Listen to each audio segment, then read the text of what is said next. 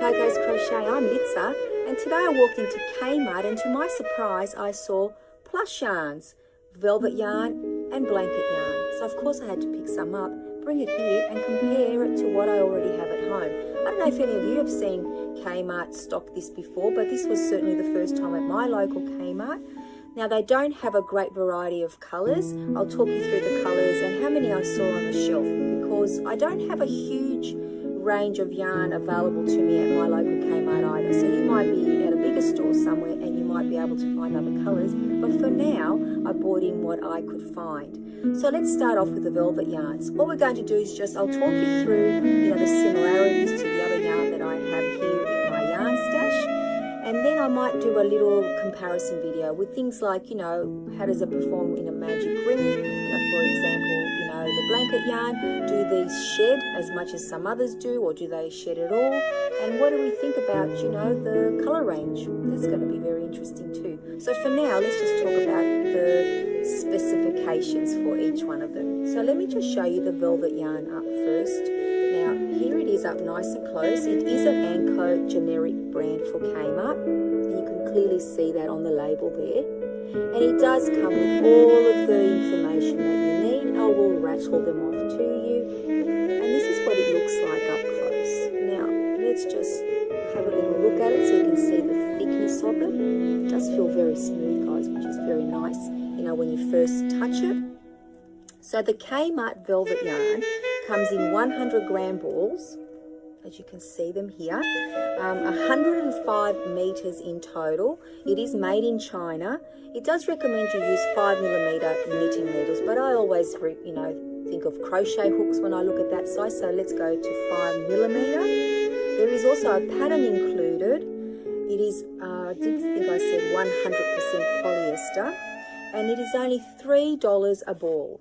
You do only get 4 colours, so here you'll see this one here is the mushroom, which I think is a great colour for it. Here it's called Quiet Pink. And then we have this beautiful one here called Smoky Green. And there is also a white. I didn't pick up the white because we all know what white looks like. So they're the 3 colours that are available to us, and as I said, $3 each. Now let me compare it to some other very similar velvet yarns that I have in my stash. Now the very first one that I'll show you, I don't think it's comparable because this is my velvet yarn from my Millens, and I do have some, but it seems to be thicker to me. Yeah, definitely thicker, even like, the different colours. I did pull out a few colours, but it is a little bit thicker. But just for this, experiment, let's call it, I might actually see how this performs with that compared to that as well. So we have the Millens, which I purchased many years ago, my velvet yarn. So really, it's not fair to compare the price to today's prices because it's doubled in price. But back then, I paid $5 per bag, 400 grams. Usually it was $10, but I like to buy everything on sale. So that was excellent value, let's be real, but I'm not sure if it really compares. So let's get back to what actually does compare. So we have here some, let me get it for you, the Moda Vera Aries. That's that one there. These are available in Spotlight for us here in Sydney, Australia. And as you can see, this is a thin one as well. This one does have sparkle in it, but it also comes in the same range, but with no sparkle in the yarn. These are also 100 gram balls, made in China, 170 meters. So already there's a little bit more in there. And it is 100% polyester, same fibre, and he recommends a 5mm hook, and these are $7.50. You can get them on sale, obviously. I think I paid $5 for mine at the time, but they're $7.50 when they're not on sale, because I didn't get these at sale price today. And today is just the beginning of April 2025. Now, we did say that the velvet yarn was 105 meters, so this one does have a little bit more meterage, so the cost may be comparable for that. So that's the Moda Vera. Now, we also have the Bella Baby Nippers, another beautiful yarn, slightly different texture, but the same thickness, I would say. This one's a little bit crinkly. It's a funny one to look at. Feels wonderful, but it does crochet very much like a velvet yarn. Now this one is 100 grams as well. Bit of a messy ball there, sorry. 100 grams polyester, made in China, 90 meters per ball, so a little bit less than this Kmart yarn. It recommends a 4.5 millimeter hook. It does come with a pattern as well, and this is $6.50 when it's not on sale. Sometimes we do get the 30% off sales, which are wonderful, but at full price it's $6.50. So it's just a little bit more than double the price of the one from Kmart, and it does have less meterage. Now there was one more which I was hoping that I would be able to compare for you, but unfortunately they don't have it anymore, I don't think, at Spotlight, which I think is a bit of a trend when it comes to their value ball yarns, but I think this one would have compared very well. It's called Tiny Treasures, but we won't bother with all of that information on this one now, so I'll put it to the side. It was a bit disappointing that it's no longer available because I quite like working with that yarn, so we're going to put that information to the side. Now, that's the velvet yarn. Let's get on to the blanket yarn, which is pretty much my favorite as always, but we need to see if it's going to be worth the money, because when you first look at it and feel it, it does feel very, very soft. I absolutely love that. So this blanket yarn here, again, you'll see it's got all the information, including that it is a home brand or in a Kmart brand. And there's the information there. As you can see, it comes with a pattern. And now I'll just rattle off some specifications for you, or the stats. So there, the Kmart blanket yarn is in 300 gram balls, made in China. It's 200 meters per ball, 100% polyester. It recommends you use an 8 millimeter hook. There is a pattern included, and it is $10. I only saw it in 3 colors, the beige and the green. And they do have that, see the blanket, it has those 2 colours on it. And it does also come in a white. So, you know, all, like both of the velvet and the blanket yarn or the plush yarns both came in the white as well. It will be nice to see them coming up with different colours. Or I'm wondering if this is just a promotional thing and they see, you know, if it's worth it. Now, did I mention that it's $10, guys? If I didn't, it's $10 for the 300 grams. Now let's compare it to the blanket yarn that we can buy from Spotlight. Here it is here, it's the Motivera brand and it's the blanket yarn. Already you can see that this one is a little bit thicker and bouncier. Now this one also comes in 300 grams, made in India, 100% polyester, 150 meters, recommends an 8 millimeter hook, and you can get it on sale for $12, or if it's not on sale, it's $18. So generally, you know, without the sale price, because none of these were on sale, it was $18, which is almost double the price of this one for the exact same amount of yarn as in weight, but also 150 meters, so it's 50 meters less. But I think that's got something to do with the fact that this is a lot thinner. So can you see that, guys? Compared to this one here. Let me see if I can hold them up together for you, because they are very big balls. Does that sort of, can you sort of tell? Yes, I think you can. That one's a bit bouncier. But in saying that, my millends, I've got a lot of millends that look very, very similar to this. So let me show you this. This is millends, and this could cost anywhere between $8 and $12, and it comes in 400 gram bags, which of course is very good value. But see how that one's a bit flatter? It's very, very similar to this one here. So let me just pick that up. So I would say that these are more similar than the blanket yarn. So what do we think, guys? Well, so far, I think that we are going to have to put them through some tests before we can make any final decisions, but it is exciting to see that we can get this yarn in Kmart. So I'm going to switch you off for now and come back with a little bit, you know, of some comparisons, including, you know, how they handle with a hook, you know, how the stitches look when we work them up, and also that very important one, do they fray? You know, when you cut them and you want to sew in the ends, is it going to be a nightmare? And is it going to be all over us? Because sometimes when I work with the millends that I've got in the velvet yarn, I have to tell you, I end up full of fibre, which is okay, I guess, if you don't mind working with fibre as much as I do. Alright, so I'm going to switch you off for now and you will see me in an instant. Let's start with our comparisons. I've decided not to go with this velvet yarn that I get in my mill ends purely because it is a lot thicker, and you can clearly see that here now, guys. So I'm going to pop this one to the side. We don't need to worry about that one. So here we have our Kmart & Co brand or Kmart brand yarn. It says that it recommends a 5mm hook, and here we are with our 5mm hook. And it does come with a little pattern in there, but I'm not going to bother with the pattern. I'm just going to pull out one of these. So let's go with this one. I'll just push those out to the side a little bit. Here it is here. Oh, okay, what's happening here? It's all coming out. It's always frustrating. Oh, beautiful. Okay. So I have to say that it's very, very smooth. I really do like the texture of it. And it does feel very familiar. To the other, like compared to the other yarns, there is a bit of, there we go. So there's no knot there. Let me just push these to the side so we can see what we're doing here. So this one is it here. So this is the Kmart one. I'll pull out the Aries one as well. So let's pop our little ball bands here so we can see what we're working with when we need to refer to them. This one also recommends a 5mm needle size here. But as you can see already, it is a lot thinner. Look at the difference. It's almost half as thick.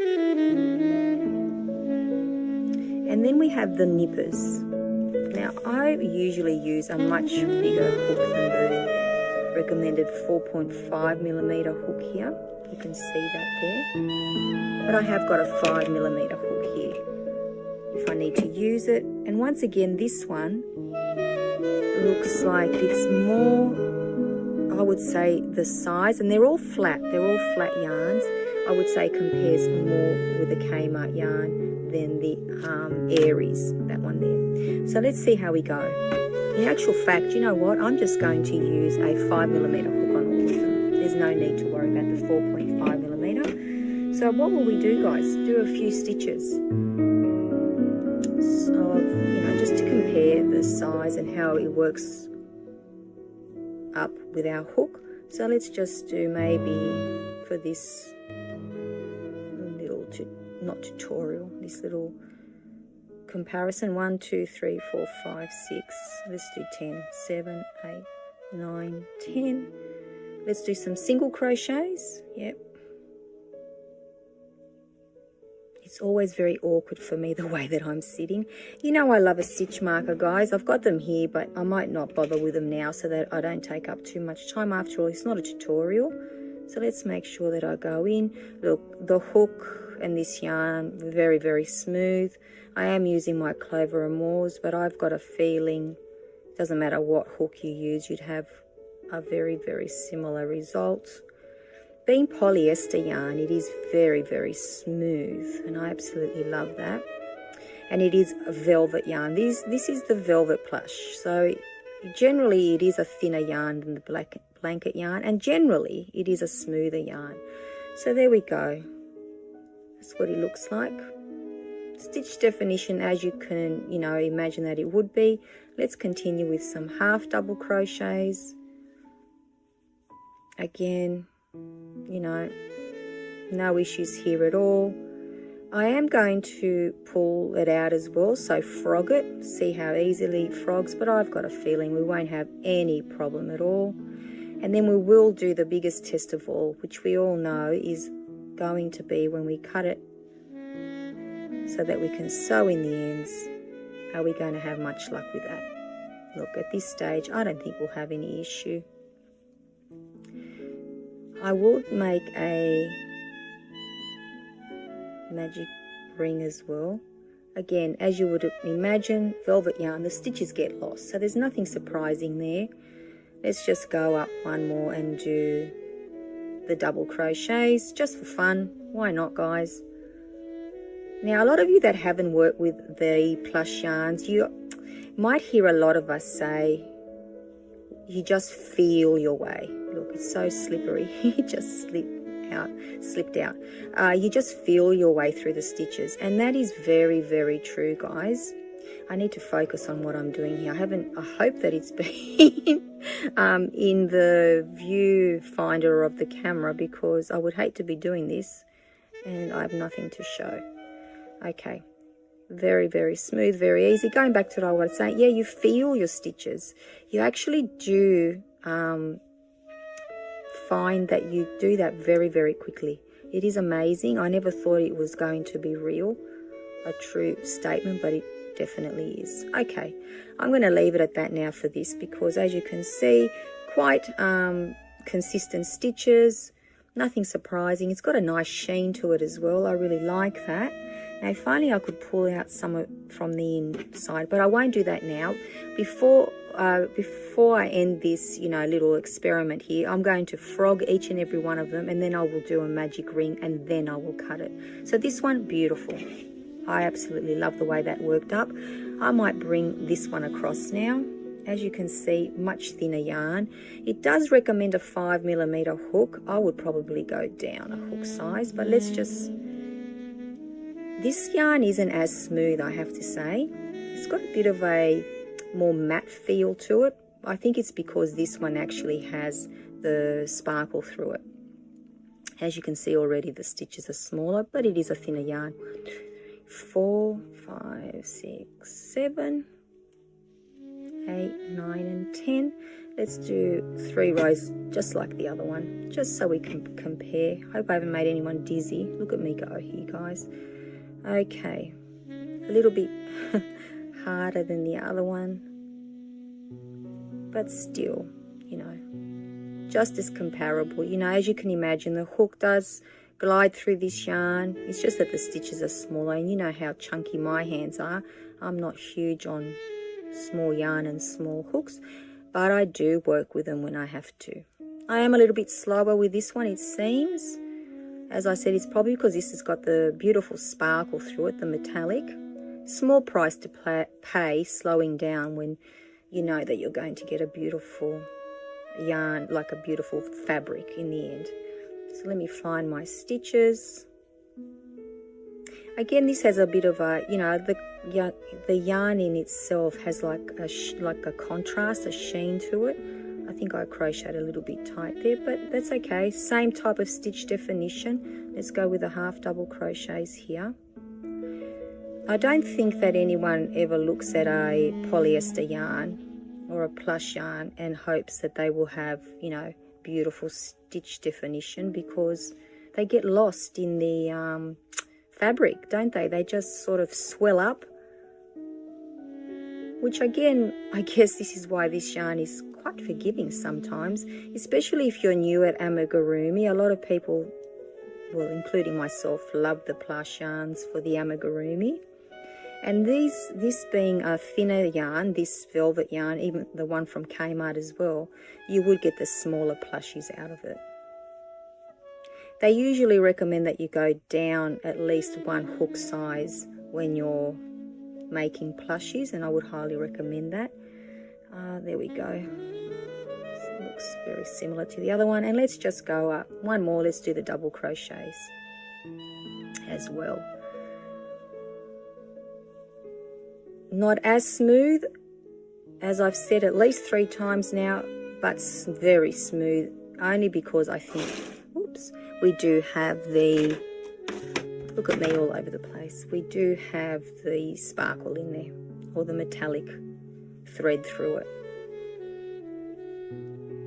We're nearly at the end here. Lucky I didn't do more than 10 stitches, guys. I have to tell you, this is very awkward crocheting at this angle. I know I say it every time, so I really need to come up with a better solution, because I want to have a better quality end result for you. I don't want you, sitting here watching something that isn't that appealing. All right, so here we go. Well, let's get the last one in. I love my stitch marker, so I feel a little bit lost now. I'm thinking, have I put, the last stitch in the right place? But this isn't something we're keeping, so I'm not so worried. All right, there we go. That's what it looks like. a lot smaller as we expected, very much a thinner yarn here. So let's go to the little nippers and see how this compares. I think that'll be more, this one will be more comparable to that one, as in the size of it. Love the color of this one. Okay, let's get started.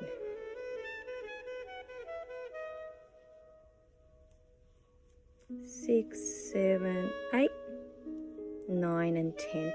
I've used this to make single crochets, to make loveys, the little ponchos, recently. I have made blankets with it in the past. I imagine it would make beautiful scrunchies. And of course, you know, you could apply it to plushies, little, you know, amigurumi. So once again, this is a very smooth yarn. This hook is gliding through it, no metallic. Maybe I did a bit injustice to the Aries, this one here, by not using the yarn without the gold thread through it. So here we are. They always do curl up a little bit, but you know, the bigger the fabric, you know, the longer, the less curling. So let's do some half double crochets, all US terminology, guys, here.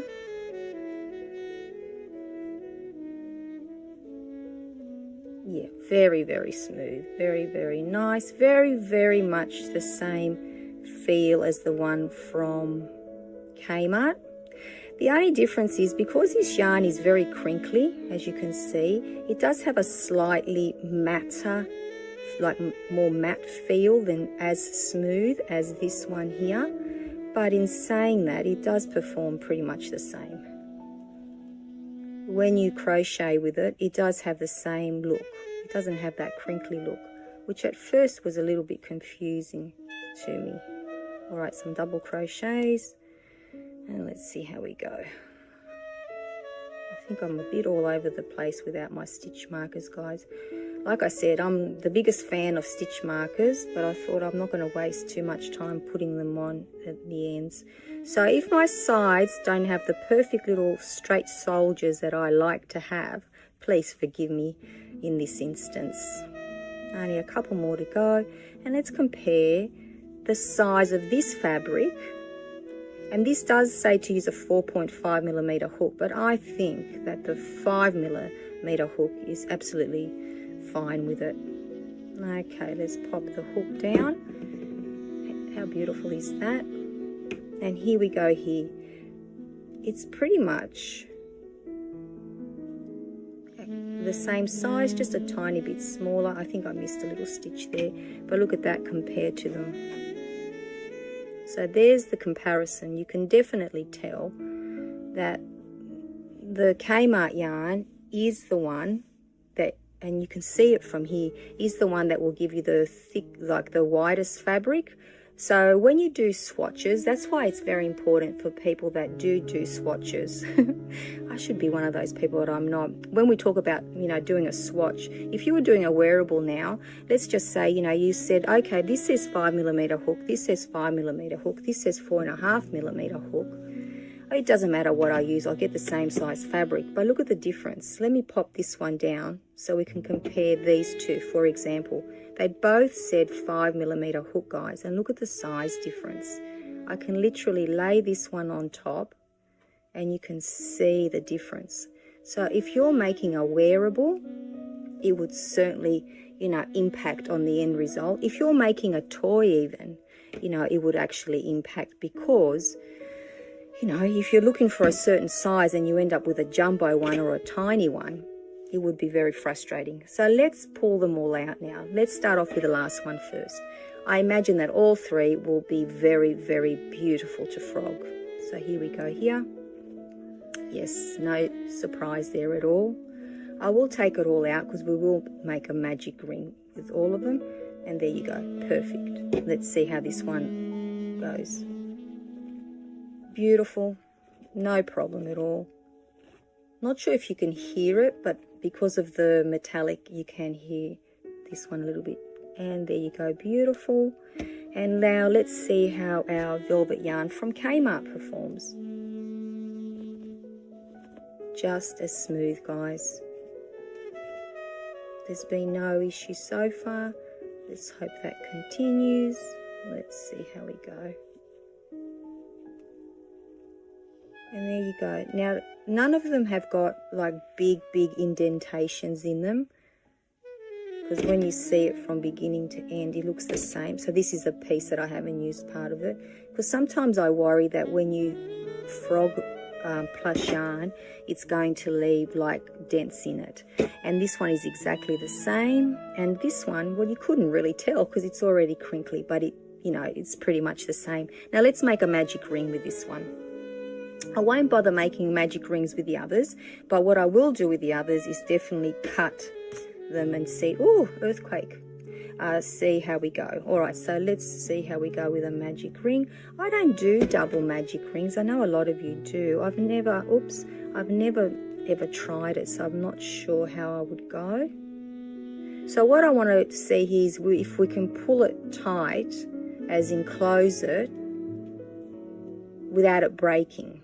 So that's 1, 2, 3, 4. Let's get to 6, 5, and 6. Now, me without a stitch marker, you know that I'm going to have an issue finding the first one, but I don't think it'll be a big problem. All right, we ready? Let's see how we go here. I'll put my hook down.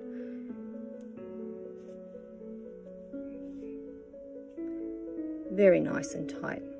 You can see that there. It actually doesn't break. It wasn't hard to close. In actual fact, you know, I really should, for the purposes of this comparison, do the same with the others. So let's use the Nippers yarn, because I don't think I've ever used any of these two yarns, the other ones in my stash, to actually make an amigurumi. So let's do 6 again. So 6 single crochet, 2, 3, 4, oops, 5 and 6. Let's take our hook out and see how we go. I don't think we'll have a problem. No, definitely no issue there. And let's see how we go with this one here. Where's my end? Okay, here we go. This one is so thin, guys. This is the one that should have had like 4 millimeters or something attached to it. Maybe I should have gone down a hook size for this one. So let's do the 6 single crochets again. 2, 3, 4. I'm always so awkward when I do magic rings or magic circles. Okay, let's pull out our hook and let's now, yeah, there you go. That's very, very nice as well. All right, so let's do what we wanted to do before, talked about before. Let's cut and see what happens. Okay, now, as you can see, very, very minimal. Let me cut it again.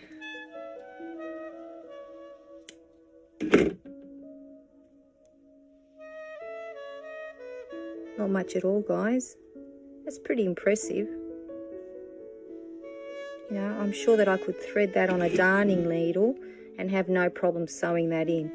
So that was really, really good. Let's see what this one's like. I don't think this one will have any shedding.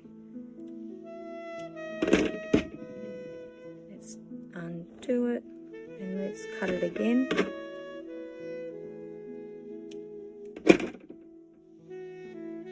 Again, tiny, tiny bit.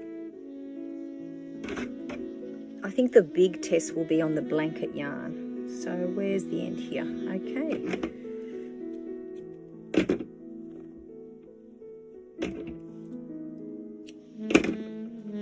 Oh, look at this one. Okay, yeah, no, this one's a shedder, guys. Yeah, I'm pulling the same as the others, and I think that if I kept pulling, I would lose all of this yarn. So this one is definitely the Papao one. Well, let me wind that off camera. This one, horrible shedding. Horrible, horrible. This one, so this one is not good when it comes to the shedding. This one, so this one, horrible. This one, very good. And the velvet yarn from Anko came up perfect. So let's move everything out of the way. I will pause just for a moment and I'll be right back with the blanket yarn. Okay, let's test this big guys out now. So this is the Anko or the came up blanket yarn. This is the Moda Vera Blankie from Spotlight, and this is the Millens. Now let's open these up and compare them. Let me grab this one first. So this is the Kmart one. Let's take it out. Okay, and I will pop that over there. This one does come with the pattern as well. So here it is here, guys. It feels exactly like blanket yarn should. And as you can see, it's a flat version. Now, the Moda Vera Blankie. Let's take it, the ball band off.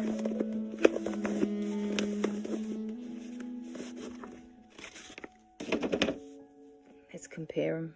It's a much fatter, but it is actually flatter than I thought when you take it out.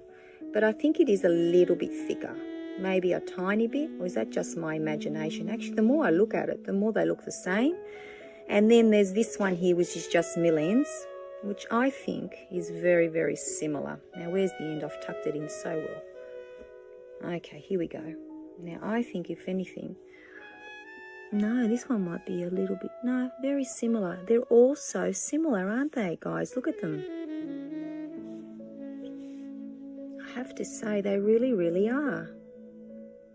Okay, let's do this. I'm excited.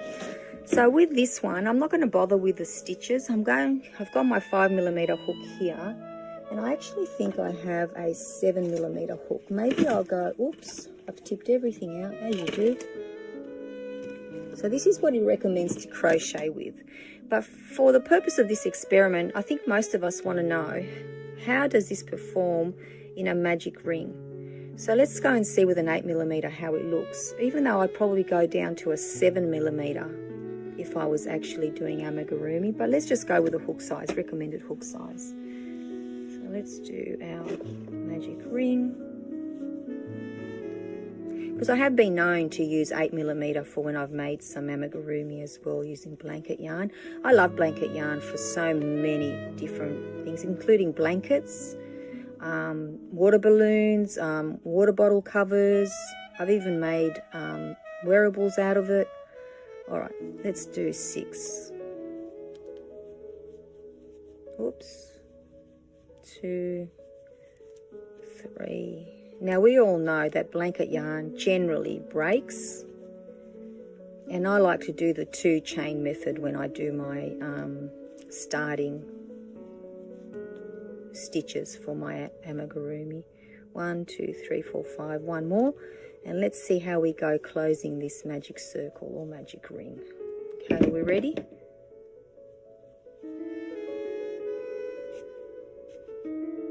Actually, that did close it, and I think an 8mm hook would be a good size for amigurumi with this too, because I don't think any stuffing would come out. So that did work. That's excellent. Let's do it with this one here.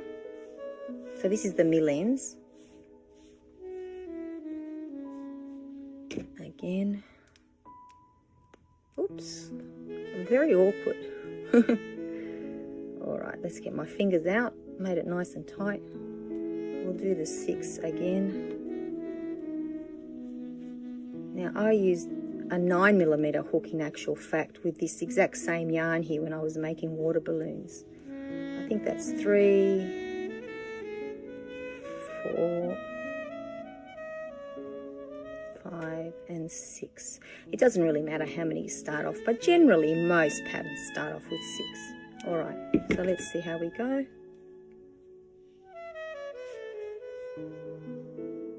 I am pulling very hard, guys. Look at my fingers. Again, beautiful.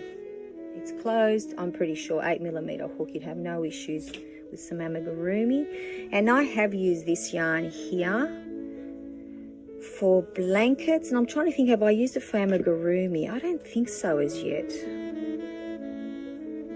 I like doing the corner to corner stitch in blanket yarn. It's one of my favorite. So let's do, this one is a lot, like it's not as smooth. It's a lot, like it's a matte feeling. That's 2, 3, 4. I'm going to do 5 because I don't think I left long enough tail. So I don't want to, you know, to disadvantage the yarn. So let's pull out the hook. Let's grab our end and let's pull. Yep, that one closed as well. That's excellent. So none of these have broken off, which is great. So let's start off with this one. Let's frog it, and then, so it frogs very nicely. Doesn't really leave any dents in it, which is great. And now let's do the frog test for this one is the mill ends. Exactly the same, guys. No problem at all, no issue. Let's do the Kmart yarn now. Exactly the same. Look at that. Okay, so let's cut them now. Let's do the snip test. The one that everybody loves. All right. A little bit's come off. But after that, not too bad at all. Now let's do the mill ends. Are we ready? A little bit there. Yep.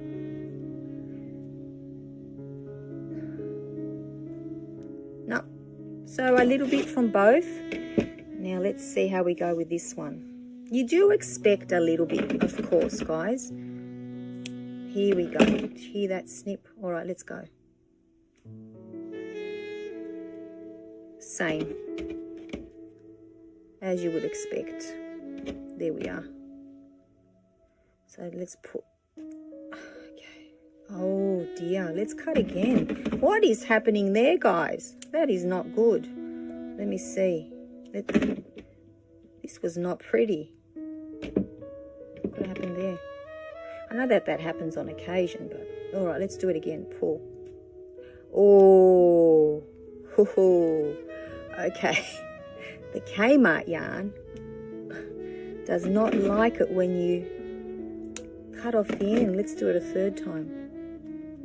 Oh, not so bad that time. No, look at that. Okay, something to remember. So the mill ends and the Motivera Blanca yarn and the Kmart yarn, they all perform very nicely when you crochet them up. Perform very nicely when you pulled the magic ring tight together. There wasn't an issue with that. But look at this. This is not pretty, guys. So that's something you need to be aware of. I would say the minute that you cut it, let's see how it threads onto a darning needle. I've got one here. Let's see how we go, because when you pull it through, oh, look at that. What I would do is when I pull it through, I would actually snip it off fresh and then start sewing in my ends. That would be my recommendation. That's how I'll be using it. Okay, so I'll see you in just a moment. Well, that was fun, wasn't it? What did you guys think? I was a little bit surprised at how much this one here, so the blanket yarn from Kmart, actually shredded, pretty much shredded, right, when you cut into it. So here it is, all here, guys. But in saying that, I have to say that some of the blanket yarn that I've used in mill ends before has performed pretty much the same. So it wasn't a total surprise, but it was a little bit tiny disappointing, I guess. But it hasn't put me off using the blanket yarn from Kmart. And if I was to find it, especially on sale, you know that I would be buying more. I wonder if they're going to bring any more prices in. So what are your thoughts? Would you be open to, you know, actually spending some money for some of the plush yarns at Kmart, including the velvet and the blanket yarn. I'd be very interested to know in the comments down below if you've actually used the blanket yarn before, or the velvet yarn from Kmart. As I said, this is the first time that I've seen it in my local Kmart, and I just had to jump on it because now that I know how it performs, if I do see it on sale, I would definitely be buying it. Now, as for the velvet yarn, I think it performed beautifully. Just as to be expected, the thickness of it being on the thinner side will come in very handy because you can make the smaller plushies. It'll make lovely scrunchies.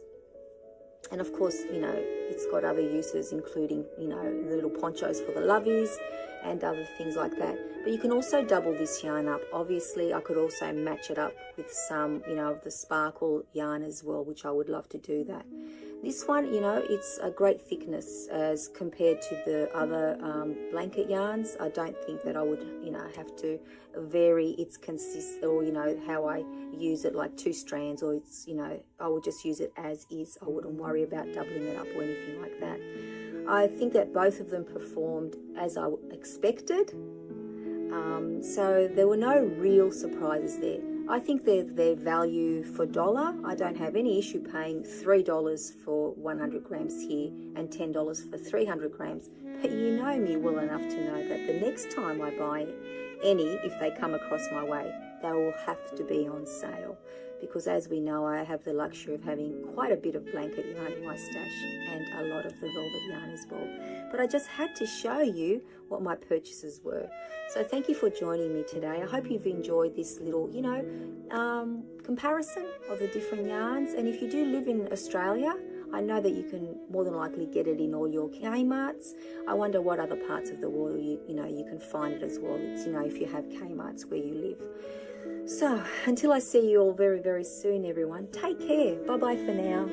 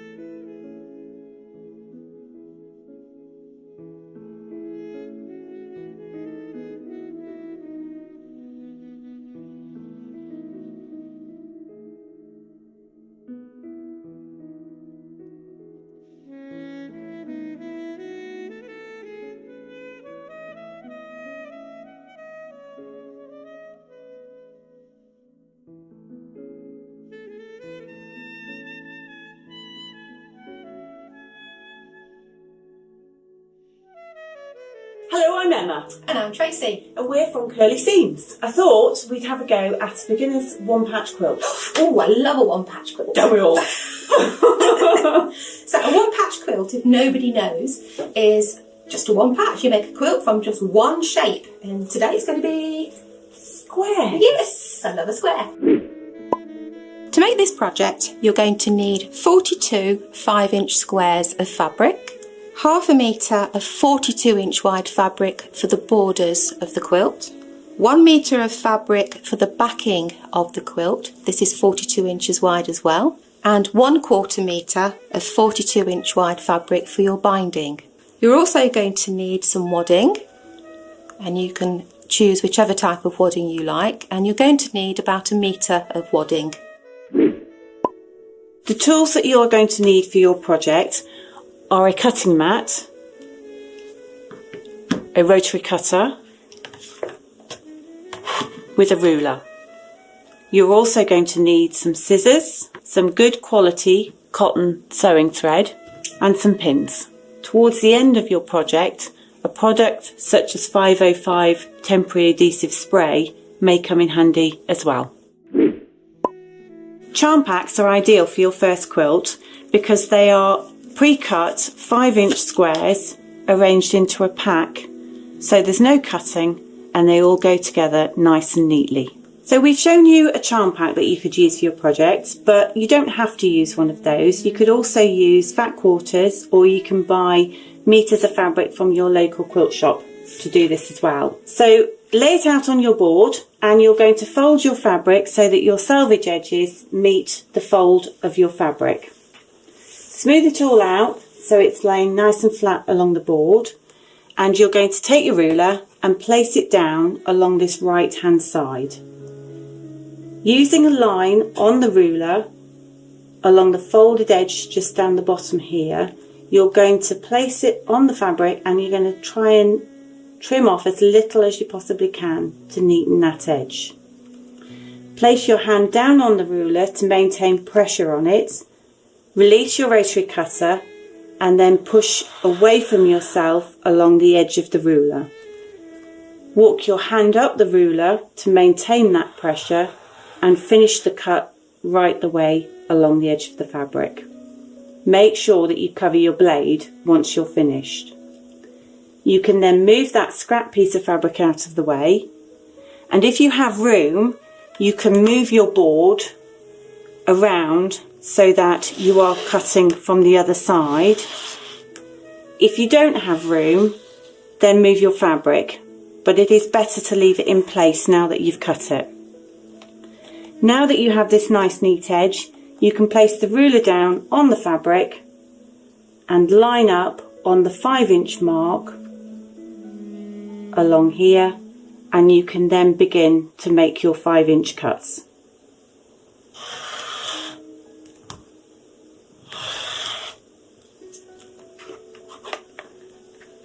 And there is a 5-inch strip ready to go. Once you've got your 5-inch strips cut, you can then open it out.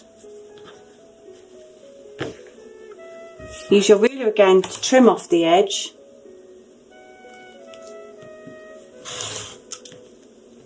Like so. And then again, if you have the room to move your board, do so, or just very carefully move your fabric round into position. And then you can start cutting your 5-inch squares from your strip.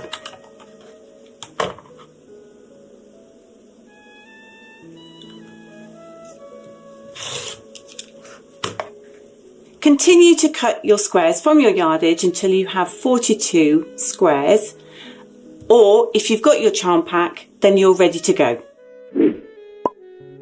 Once you've got your 42 squares ready to go, you need to arrange them into an order that you're happy with. This is a design wall, which is just a flannel sheet stuck up on a piece of card, which means that you can step back from it and have a good look at it. If you haven't got one of these, don't worry about it, just do it on the carpet in front of you. You're going to arrange your squares into 6 rows with 7 squares in each row. And once you've got them all laid out, that's your opportunity then to have a little play, have a mix up, decide what you're happy with and decide what's going to go where. Once you've got a layout that looks great and you think it's good to go, perhaps consider taking a photograph of it before you go any further, just so that you can remember where everything goes. We're now going to piece these together and we're going to work in rows. So we're going to start with this top row and join all of these together, then the next row, and so on until we've got 7 completed rows. Right, so I'm going to start stitching the quilt together now. So I'm sat at the machine, I've got my machine all set up, I've got my thread loaded on the top and my bobbin's full, so do check that you've got a full bobbin before you've started. So I'm going to show you a couple of things that might be useful to you when you start the stitching process. In patchwork we use a 1/4 inch seam allowance, which is a little bit different. If you've ever sewn a garment before, you'd sew with a 5/8 seam allowance, but in patchwork we use a 1/4 inch. And so it's a lot smaller, and we need to learn to try and keep that 1/4 inch seam as accurate as possible. So a couple of things that you can do.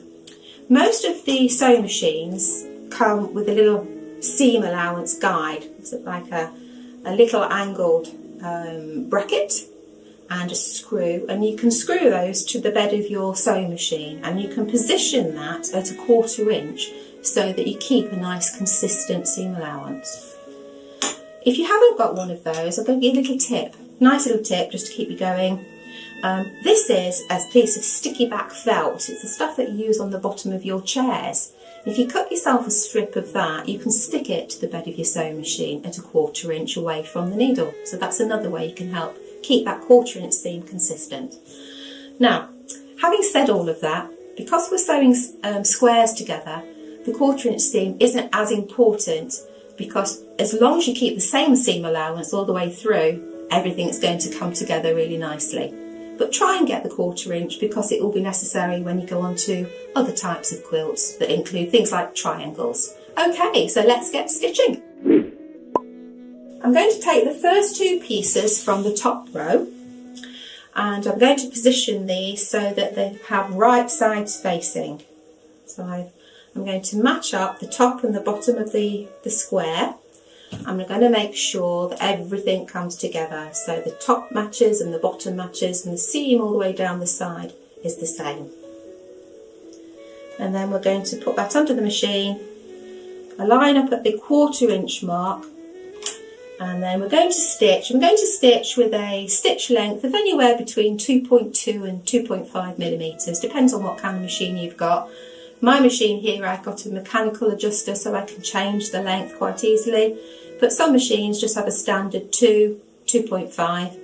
Other machines can go somewhere in between that range. So whatever you can do, 2.2, 2.5, just go with that stitch length. And then we're going to stitch our 1/4 inch seam.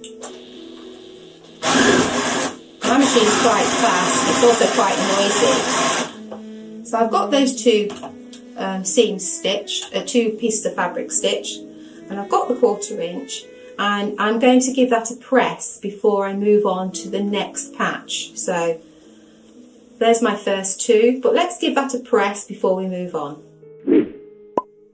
So we've just stitched the first row together and we've got 6 patches sewn together.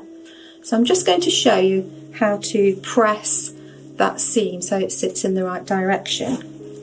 So as we stitch the quilt together, we're going to take, each row is going to be pressed in one direction.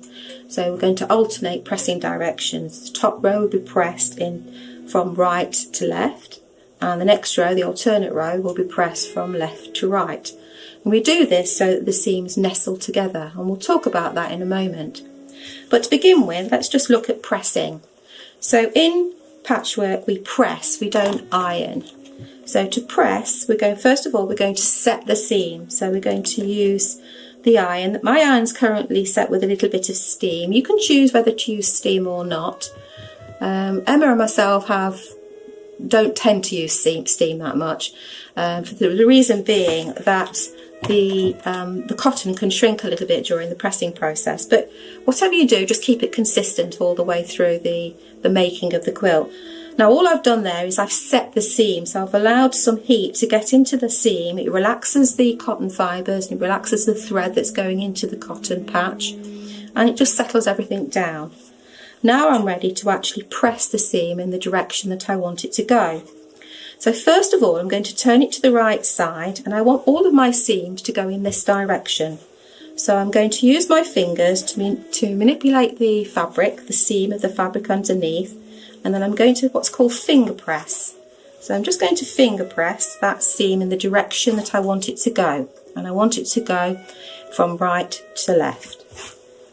So again, pressing that in the direction I want it to go, then I'm going to take the iron and I'm going to set it on that seam. So I'm not going to iron with a forward and backwards motion. I'm just going to set the iron on the seam and then let the heat from the iron and the weight of the iron do the job of flattening that seam, and that's exactly what I want. So now all of those seams have been pressed on the top row in one direction, and we're ready to continue to do the rest of the quilt. So taking one row at a time, you're going to continue to make all 7 rows, and then we're going to join those 7 rows together in the next stage.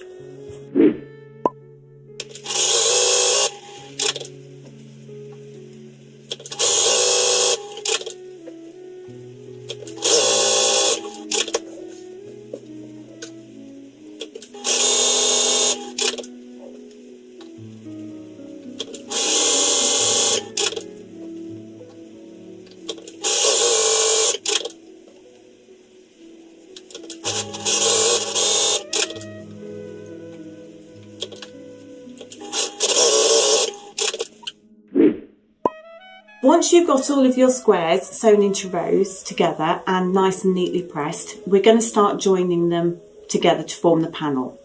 So take 2 of your rows and you're going to flip them over so that they're now right sides together. This is where you're going to need to use some pins. You're going to take each section in turn, and if you look at this carefully you can see that we've got a seam going in one direction and a seam going in the opposite way. And those 2 seams are going to butt up against each other so that we get a nice intersection. You'll be able to feel it with your finger and your thumb either side of the seams. Take your pin and just pop it in to the fabric to hold it in place like so. And then work your way along the row, doing exactly the same with each of those joining points. Pin and just nestle them in so that they're nice and neat and together. Now if you can't feel it with your finger and your thumb, you can just open it out like that and you can see that those two fabrics are going to meet together really, really nicely there.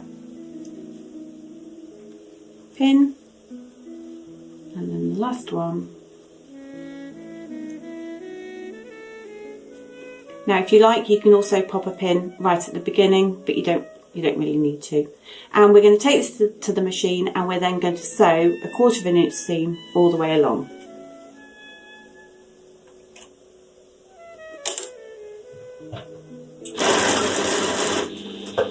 Remembering to take your pins out as you go along so that you don't run over them with your needle.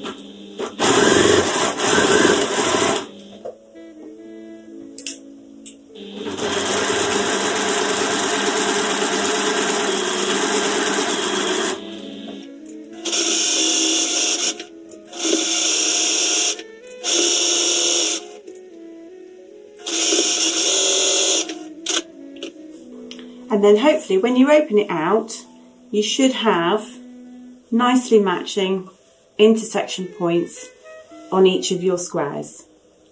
And you're going to continue with that till you've got all of your panel together. Once you've got your panel all sewn together, you can press these seams. I pressed all of mine going in one direction. You could, if you wanted to, press those seams open to alleviate some of the bulk a little bit at these joins, but normally I just press all in one direction. And there's our completed panel. See, that was quick. Easy? I think it was, wasn't it really?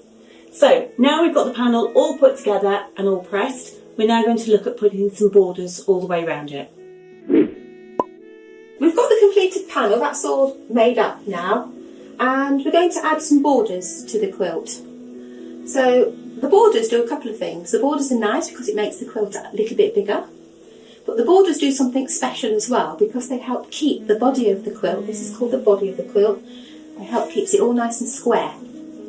So we've pre-cut our fabric strips. These strips for the borders have been cut at 3.5 inches wide, and the top and the bottom have been cut at 27.5 inches. And that's what your quilt should measure. So you're going to measure across the top, and in this case it's 27.5 inches, so that's what we cut the border to. And we're going to cut the bottom, top and the bottom exactly the same size, 27.5 inches. If your quilt doesn't measure 27.5 inches across the top and the bottom, don't worry about it. Cut it to the size that the top and the bottom measure. So if they're out by 1/2 inch, you can cut your border to 28 inches. If it's a little bit shorter, then cut it to that size as well. That's fine. Just make sure that the top and the bottom border measure exactly the same width. You want them to be exactly the same width. In this case, 27.5 inches. And we're going to apply those borders to the quilt first. So we're going to sew these on first, and then we're going to come back and we'll talk about the outside borders, going to run down the vertical side of the quilt in a moment. So I'm just going to attach the first border along the top here. So I'm going to take it down off my wall, and this is my centre point between my blocks. So I'm just going to fold my border fabric in half, and I'm just going to give it a quick finger press like that to find the centre of it. And I'm going to place that down right sides together with my panel, and I'm going to put a pin in the centre point, one in the end and one in the other end, like so. And then I might just pop a couple of other pins in there just to keep it in place while I sew it.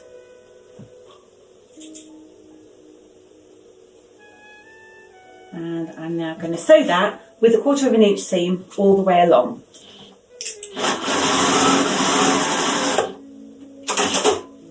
And that's my first border put on. So I'm going to take that to the iron now, and I'm going to give that a press. I'm going to heat set it first like we did previously, and I'm going to press it so that my seams are going away from my fabric into my border fabric. And then I'm going to repeat the process and pop the bottom border on as well. Okay, so we've got the top and the bottom borders on, all pressed, nice and neat. So now we need to look at putting on our side borders. So it should measure 38 inches. So let's just have a quick check. Measure both sides just to make sure. It does. Okay, so I'm going to take these strips back to my cutting board, and I'm going to cut them at 38 inches, and then I'm going to repeat that process by folding this in half, folding these in half and matching the centres, pinning it on, and then sewing it using a 1/4 inch seam allowance.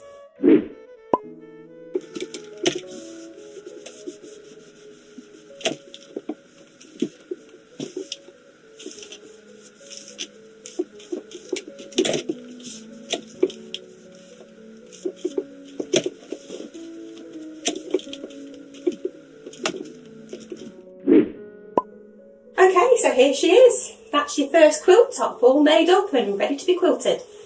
So at this stage, the patchwork top's all been pieced, but it's not actually a quilt yet until it's got some backing fabric and then something in the middle to form what's called a quilt sandwich. So what we're going to do next, we're going to add a backing fabric, and this is the one we've chosen for the quilt today.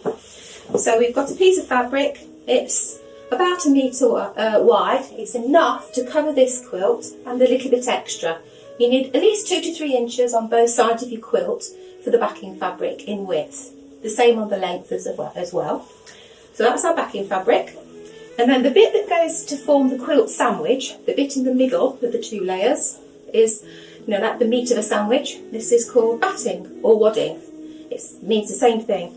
This is a piece of 80-20, that's 80% cotton and 20% polyester, but you can use whatever you like in terms of wadding or batting. It can be 100% poly, it can be 80-20 cotton like this is, 100% cotton or even wool. The choice is yours, there's plenty to choose from out there, so choose something that you think you like and like the feel of. So we're going to layer up the quilt now. We're going to layer it up so that we've got a backing fabric, then the quilt wadding, and then the quilt top will go on the top. So we'll get that started and then we'll show you that stage. Okay, so here I am. I'm on my knees on the floor, and I'm here because I'm going to baste the quilt together. That means we're going to connect the backing fabric to the wadding and the quilt top. Now I'm on the floor because most of you will do this process at home on the floor, I think, unless you've got a very large table or another surface that you can use to actually do this process. And if you do, I do suggest you use it because it will save your back and it will save your knees. But in the meantime, we're on the floor. That's what I'm going to show you. I'm going to show you how to put this quilt together. So let's pan down and take a look at what we've got. So first of all, we've got the backing fabric. This is the backing fabric, and we're going to put the pretty side of the backing fabric against the floor or your table surface. This is the wadding or the batting. It's the same thing. It's that quilt sandwich, the bit that goes in the middle. And we're going to put that against the backing fabric. And then we're going to layer up the quilt top over the top. And we're going to try, and we've arranged our quilt top so that we've made good use of the fabric. We've got a strip at the end, and that means we can use that backing fabric for something else. But you want to leave 2 to 3 inches all the way around your quilt top. You want enough batting and enough backing fabric around the outside of the quilt. And you need that so you can hang on to something when you do the next bit of the process, which is to sew the quilt to the batting and the backing. Now you can sew it together by machine, or you can sew it together by hand, or you can even do something called tying. But we're going to show you how to machine quilt. Before we can do that, we need to temporarily connect these 3 layers together. at the moment they're all separate. We just need to make sure that they're connected together and don't shift during the machine quilting process. So there's a couple of ways you can do that. You can use safety pins, and safety pins are a great way of doing the basting process. This is basting, and you're literally just going to connect all 3 layers with the safety pin, and ideally go at least one every square. Don't go too mad, but you need enough to hold everything together. That's one way that you can connect your quilt top to your quilt backing and batting. You could hand sew with a tacking thread all the way through and do some temporary tacking stitches. That would be another way you could do it. Or a very modern way of doing it is to use something called 505 temporary adhesive, and that's a glue spray. It's a great product to use if you want to quickly attach fabrics together. It is temporary and it does wash out, so don't worry about that. And I'm going to show you how to do that now. Okay, first of all we're going to fold everything in half, and we're going to work half of the quilt at a time. And I'm going to smooth out my backing fabric. If you want, you can actually put some masking tape to hold this fabric in place, but you don't need to do that. You're going to give your 505 a really good shake. You want to shake it enough until the can feels cold, and that means that all of the product inside is well mixed. And then you're just going to do a very light spray over the surface of the quilt. You don't need much, you just need enough to hold the 3 layers together. So very light spraying. And then we're going to take the batting, and then we're going to put that over and onto the backing fabric. And then we're just going to use the hands to smooth that out. Then we're going to do the same for the quilt top. So again, a light spray, just enough to hold it in place. You don't need too much. Take that across, and then just use your hands. Try not to stretch anything at this point, just very gently move everything and line it all up nice. So make sure your corners are nice and square. And try and make your lines as straight as possible. Try and avoid any wiggly lines, you don't want that. Then we're going to do the same on the other side. So we're going to fold the other half back. I'm going to repeat the process. So a light spraying on the back of the backing fabric. We're going to put the batting onto that and smooth that down.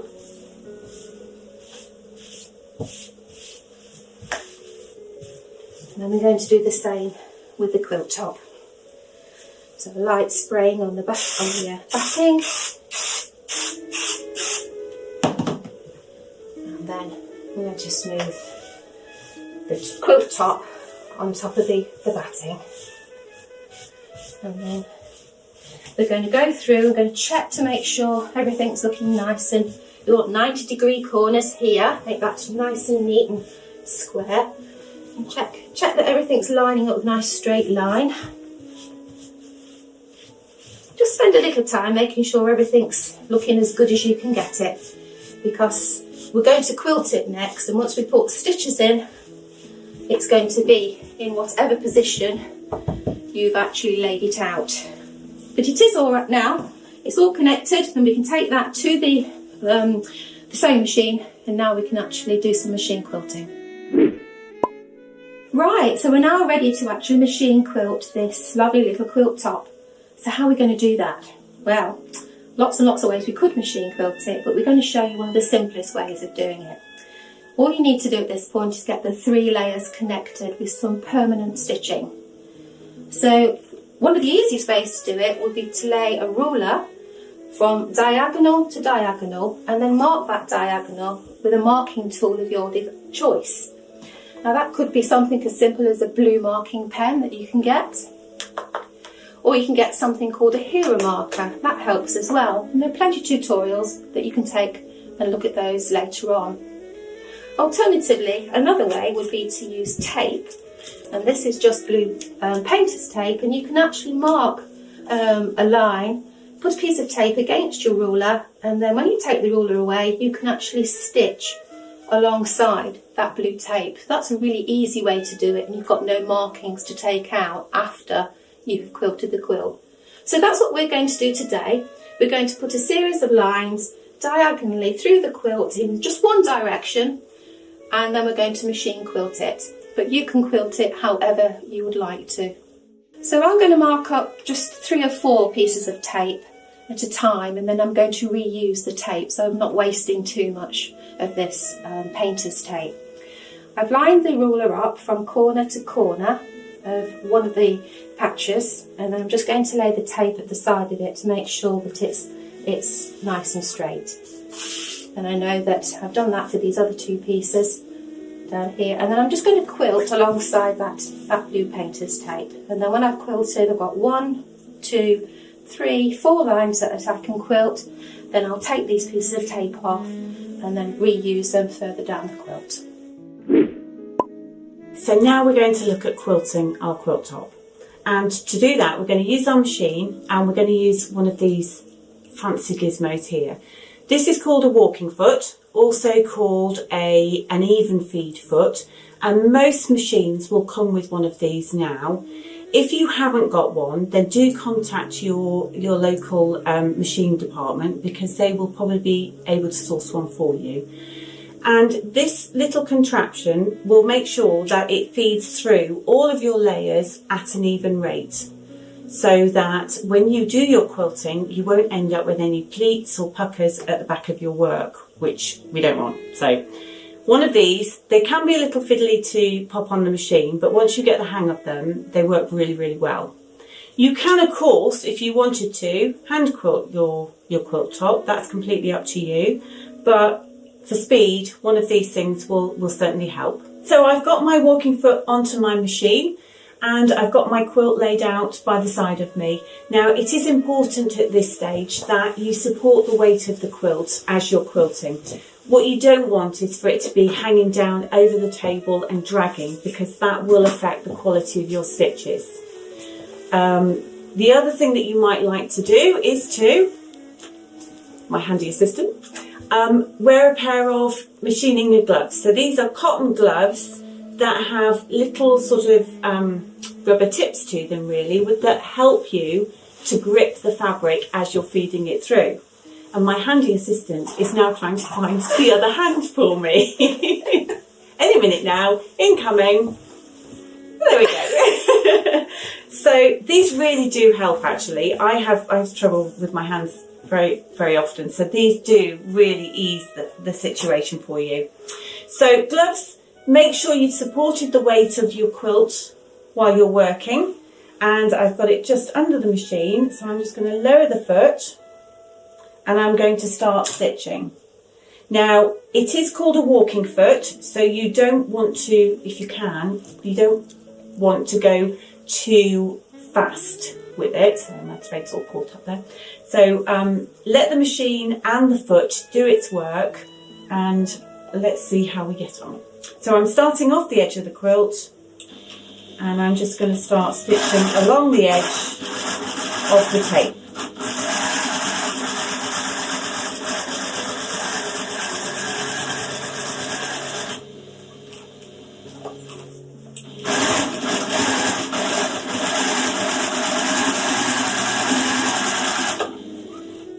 And that's my first row done. Now, the one thing you might want to think about is to try not to stitch through your tape as you're going, because sometimes it can make an awful mess on your quilt. Not on your quilt, but it sort of gums up a little bit. So that's one row done, and then just move along to the next one. Lower the foot, and off we go.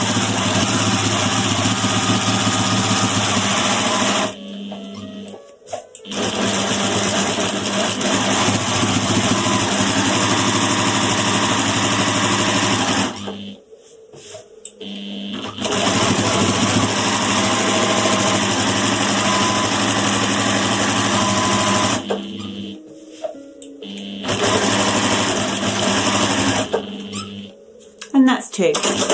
So I'm just going to continue doing that all the way across the quilt, moving this tape as I go and reusing it. Right, so here she is, she's all quilted.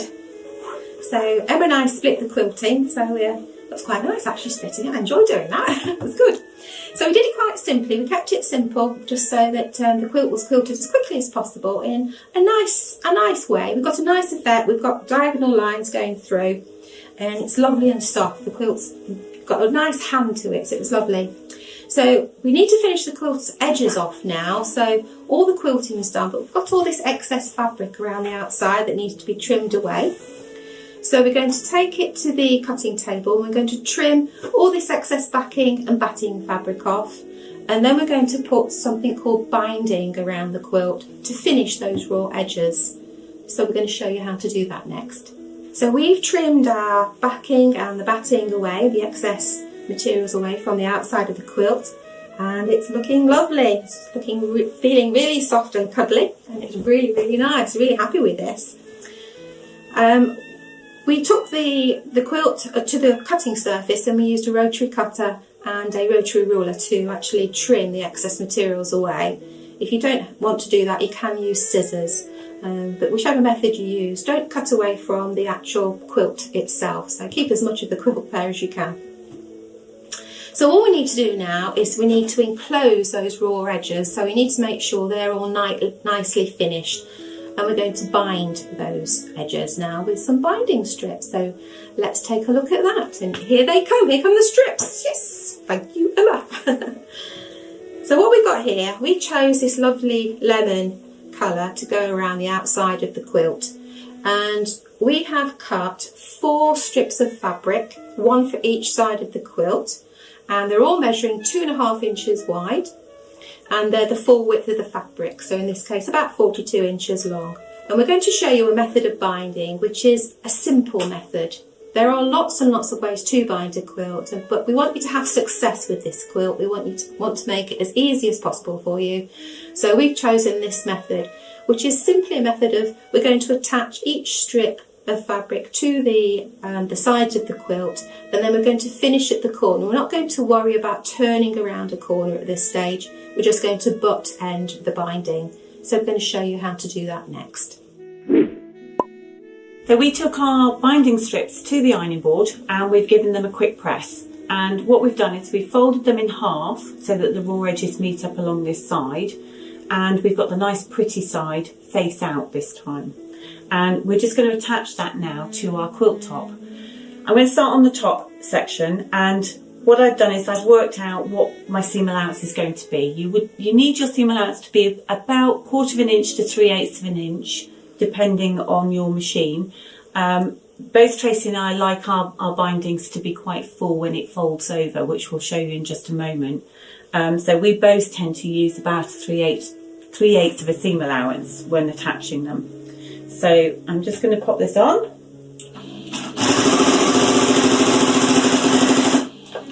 Now you can pin this if you like as you're going along, that's completely up to you, but just remember to take the pins out as you're going along.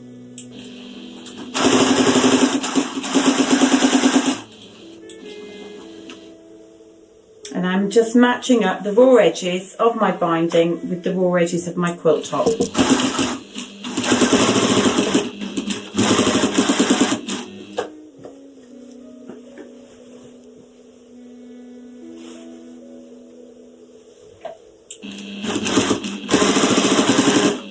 You may also notice that I've left the walking foot on at this point because this will help with all the layers going through.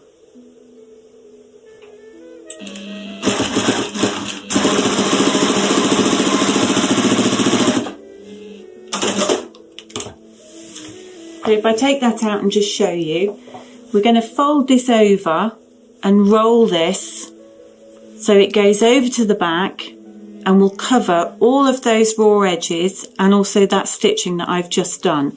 So you can see that from the front, it's a lovely, nice, even, full binding.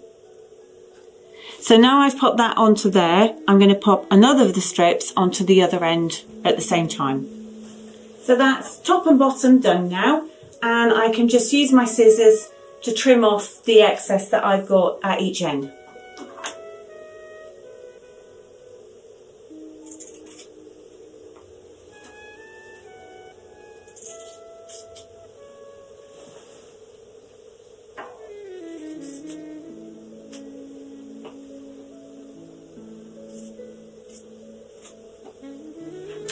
And now I'm going to look at putting on the sides. So to do this, I'm just going to move this away from the quilt top like so. And I'm then going to pop my next one, and I'm just going to snip off that selvage edge just there. But I'm now going to put my next one so that the raw edges are level with the first binding that I've popped on, and they're level with the sides of the quilt just here. And I'm now going to start sewing again all the way down this edge, and when I get to the opposite end I will open the other binding up and do exactly the same. And that's my sides put on, and it will fold out like that. And I'm just going to trim off that excess on that corner as well. And I'm going to do the other side, and then we'll just give you a quick talk on how you're then going to turn that over and stitch it down to the wrong side of your quilt top. We've attached the binding now to the top, the bottom and to both sides, and there's just one last job to do before you finish your quilt. You're going to sit down in front of the fire, in front of perhaps an old film or something like that, and you're going to hand stitch this binding into place. You're going to start by folding this folded edge over to the back of the quilt, like so. Some little clips or some pins will help, and you're going to pin that in place. And you're going to start from this corner, and you're just going to catch this hem into the backing of your quilt top. When you go all the way round and come back to this corner, we've got this raw edge here that's tucked inside, and you're then just going to fold that over, tuck everything in, and you will stitch all the way along by hand to encase all that inside your binding. And then from the front you should have a nice neat binding on your quilt top. Right, so here it is, your first quilt. Yes! It didn't take long, did it? It is a nice, quick, simple quilt. So don't panic over your first quilt. Just enjoy the process of making it. So if you're going to it's a learning curve, isn't it? Absolutely. And if it's not perfect, don't worry about it. Try Move on. Yeah, move on. Have another go. Yeah. Whoever you give this to is going to love it. And if you keep it for yourself, all the better. And you've learnt some really good skills today. We've talked about some rotary cutting. We've talked about 1/4 inch seam allowance, piecing your squares together, pressing, layering up, binding, quilting. There's been a lot to take in. There's so many steps to make a quilt. So if you've got this far, you've really, really done well done. Well done, well done. Fantastic. Thank you very much for following this video. We do hope you've enjoyed it. We do, and thank you to Love Crafts as well for letting us do it. It's been great fun. Signing off, and all the best for now. Take care. Bye. Bye.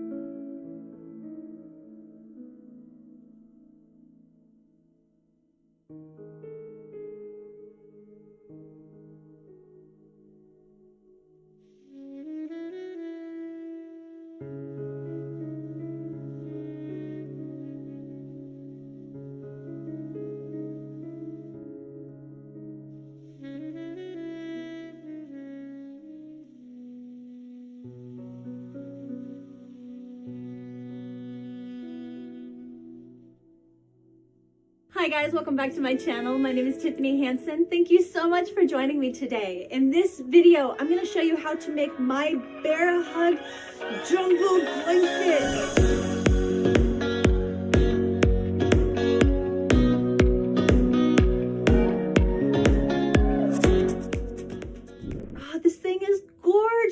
It's just absolutely stunning. It's heavy and it works up really fast. I made this large throw blanket in 3 days. So fast. So if you're looking for a project that works up really quickly, looks absolutely stunning, like you would find this in Restoration Hardware, a Pottery Barn, you'd find this in one of those luxurious furniture stores. Absolutely. Everyone that has seen this blanket has gone gaga over it. They just want one. You're gonna love this, okay? The pattern for this blanket is going to be found in both the comment section and the description section below this video. So all you have to do is click on that link, purchase the pattern, and be ready to crochet with me. Now, as usual, I'm gonna walk you through step by step everything you're gonna need to accomplish this blanket in this tutorial, though I put a lot of work into that pattern and a lot of work into the instructions on different sizes for this video. So if you are able to support my efforts, that would be incredible, and I appreciate that so much. I really wanted this to be easy peasy for you, so all you had to do was walk into this tutorial and know everything that you're going to need, know exactly how much of everything you're going to need to accomplish the blanket that you desire to make. All right, if at any point in this video you do like what you see, you're enjoying the content, please push that thumbs up button for me. It's like a big high five and it tells YouTube this is a good video. Also, if you haven't yet, subscribe to my channel and click the bell. That way you get notified whenever I release a brand new video. I try to release a brand new video every single Friday. Sometimes I release more. I do instructional tutorials on how-tos. I give tips and tricks. I do fun giveaways. There's so much we do on this channel and you're not going to want to miss out. It's a lot of fun. Also, if you haven't yet, follow me on Instagram or Facebook, where I show you behind the scenes things, give you a upfront what I'm working on and things that I have in the works. There are a lot of interesting things there, and you're going to want to know the behind the scenes to just be prepared for what is coming, if that makes any sense. So this yarn that I used is the size 7 jumbo yarn, and it is pricey. This is a project that you're going to be investing in. So I recommend that you use coupons or find sales in order to accomplish this blanket, because this is a yarn eater. The size 7 jumbo yarn usually works up really fast, but at the same time, you're making this blanket a large adult size blanket in 3 days. Double crochet stitches, the basics. That's all we're doing. So I'd say that this is a beginner friendly pattern. The only thing that you might run into is just the size of the yarn, working and manipulating a big thick yarn. Okay, so other than that, let's go ahead and dive right into what materials you're going to need to make this bear hug jumbo blanket. Finding the right funding to help you grow your business can feel like a challenge. American Express Business Line of Credit offers flexible access to lines ranging from $2,000 to $250,000. Draw individual loans for your business as needed, up to your available line amount. You can choose from whatever loan term lengths you're offered. You can even All right, the materials that you're going to need for the Big Bear Jumbo Blanket will include a yarn that is a size 7. Size 7, the jumbo size yarn. This is the big boy, guys, all right? So I used the loops and threads from Michaels, Ariel Big. This is the color cream. This particular yarn is 70% polyester, 29% wool, and 1% spandex. So if you are allergic to any of those materials right there, feel free to substitute this yarn for whatever size 7 jumbo yarn that you want. It's not a big deal, all right? I just really liked the way that this felt. It was my favorite, but if you want to substitute, go for it. There's also a lot of colors that you can choose from, which are awesome. All right, I did include a chart in both the pattern, and I will include the chart right here at the side of the screen. In this chart, I include different blanket sizes, those blanket dimensions, chain count for your foundation row, chain count, how many rows you will need to accomplish that blanket dimension, and then on the far right-hand side of this chart, you're going to see that I put approximately how much yarn you're going to need to accomplish that blanket. I will include yards, meters, grams, and ounces in there, along with, if you're buying this exact skein of yarn, how many skeins of yarn you're going to need approximately to make that size blanket. I did all that math for you to make it super easy peasy. This project works up super fast and you're going to love it. All right, the crochet hook that you are going to want is a 25mm crochet hook. It's a big crochet hook. It's a big boy. Because this yarn is so jumbo, I wanted to accomplish using a crochet hook that will make this yarn soft and drapey and cuddly. If you use anything smaller, the crochet stitches are going to be tighter and this blanket is going to be more stiff. We don't want that. That's not cuddly. That's not what we like to cuddle up with on the couch, right? Or drape on our bed. We want something that is loose and like a bear hug. So this is the big 25mm crochet hook. It's very close to actually hand crocheting, but it's more structured, okay?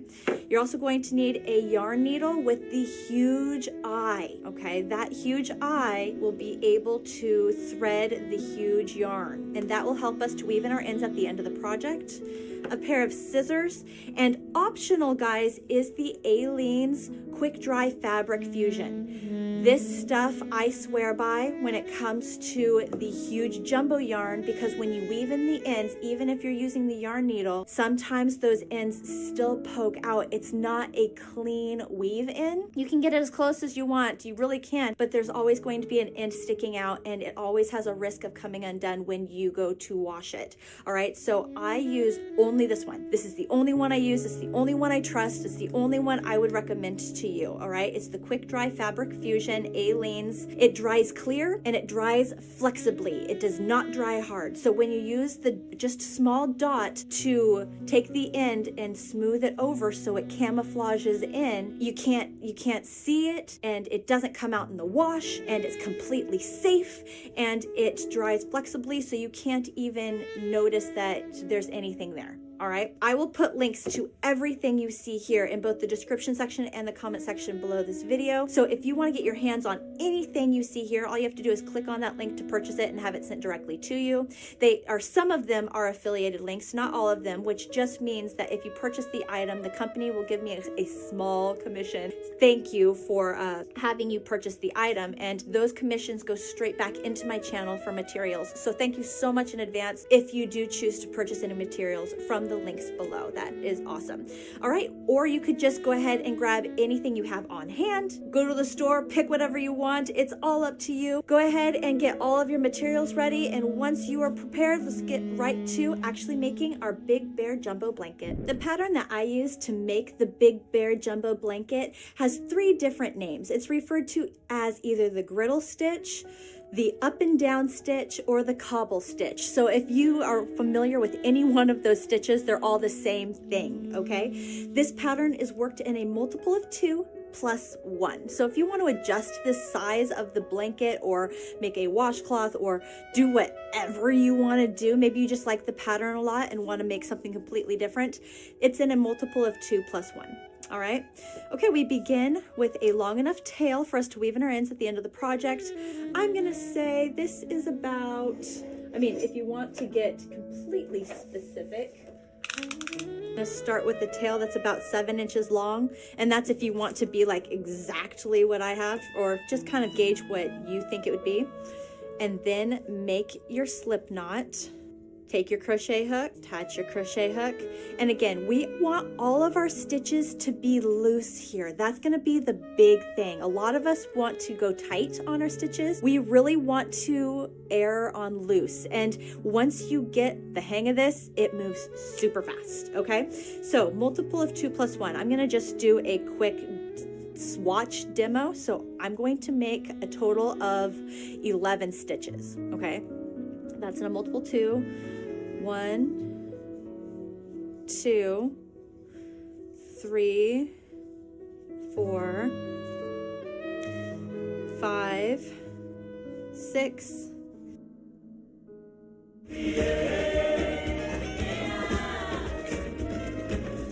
Sailing from the horizon. 7, 8, 9, 10. So that's a multiple of 2 and then plus 1. So 11. Perfect. So that is our chain foundation row.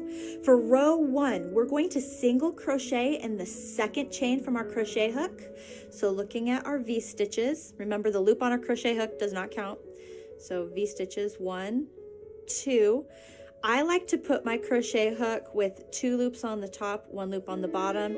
But if you like 1 loop on the top, 2 loops on the bottom, or even to do the piggyback where you put your crochet hook in the middle loop here on the back. There's so many different ways you can do this, guys, working off of the foundation row, but I like it this way. So making a single crochet stitch in the second chain. Okay, give me lots of yarn here. It's almost like an extended stitch where I pull and make sure everything has lots of room here. And then in the next chain, we're going to make a double crochet stitch. So yarn over, insert, through, 2, and pull through 2. Perfect. And that is the repeat pattern all the way across for row 1. Single crochet, double crochet, single crochet, double crochet. You're going to end, the very last chain will have a double crochet stitch. All right, so go ahead and continue on, and I will meet you at the end of row 1 to show you what we do next. Perfect. Okay, so we have just finished row 1. To move on to row 2, we will chain 1. We will turn our work. Great. And we will start with a single crochet in the first stitch, and then double crochet, and then single crochet, double crochet. The pattern is really, you're going to single crochet on top of a double crochet, and you're going to double crochet on top of a single crochet. Okay, so starting with a single crochet stitch, and then double crochet, and then next stitch, single crochet. Make sure everything is loose. That's gonna be something I'm gonna keep saying because I know somebody out there is gonna do it too tight. And then next stitch, double crochet. Okay, and I don't know if you've noticed this, but I try to identify the stitch by poking my fingers through it. That way I can see it. if you need to look at the top of your rows to find the V stitches here, and then stick your fingers underneath the V stitch, that way you can see where you're inserting your crochet hook, you can do that. And really just continue to make sure that it's flowy, it's drapey, okay? It might take a little bit of practice. Maybe you get through row 2, row 3, and then you start to get your rhythm. That's okay. And that is all we are doing, guys. That is this pattern. It's so easy. You really get lost in it. The last stitch will always be a double crochet stitch, okay? Last stitch will always be a double crochet stitch, and then for every single row of this blanket, you're repeating row 2. For every single row, you're going to chain 1. You're going to turn your work. You start with a single crochet and then double crochet, single crochet, double crochet, and you always end with a double crochet stitch.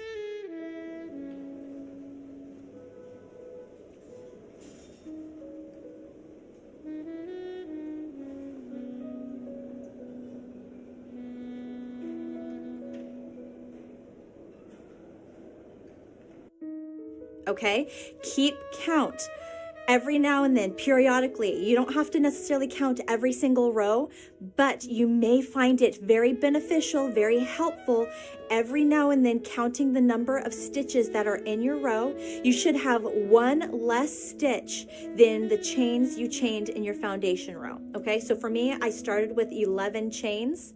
That means every single row I should have a total of 10 stitches. Okay, so that should be something to help you gauge depending on what blanket size you chose. All right, so next thing I want to address is attaching yarn to your project, because this is such a big yarn, right? So let me go ahead and work towards the middle here.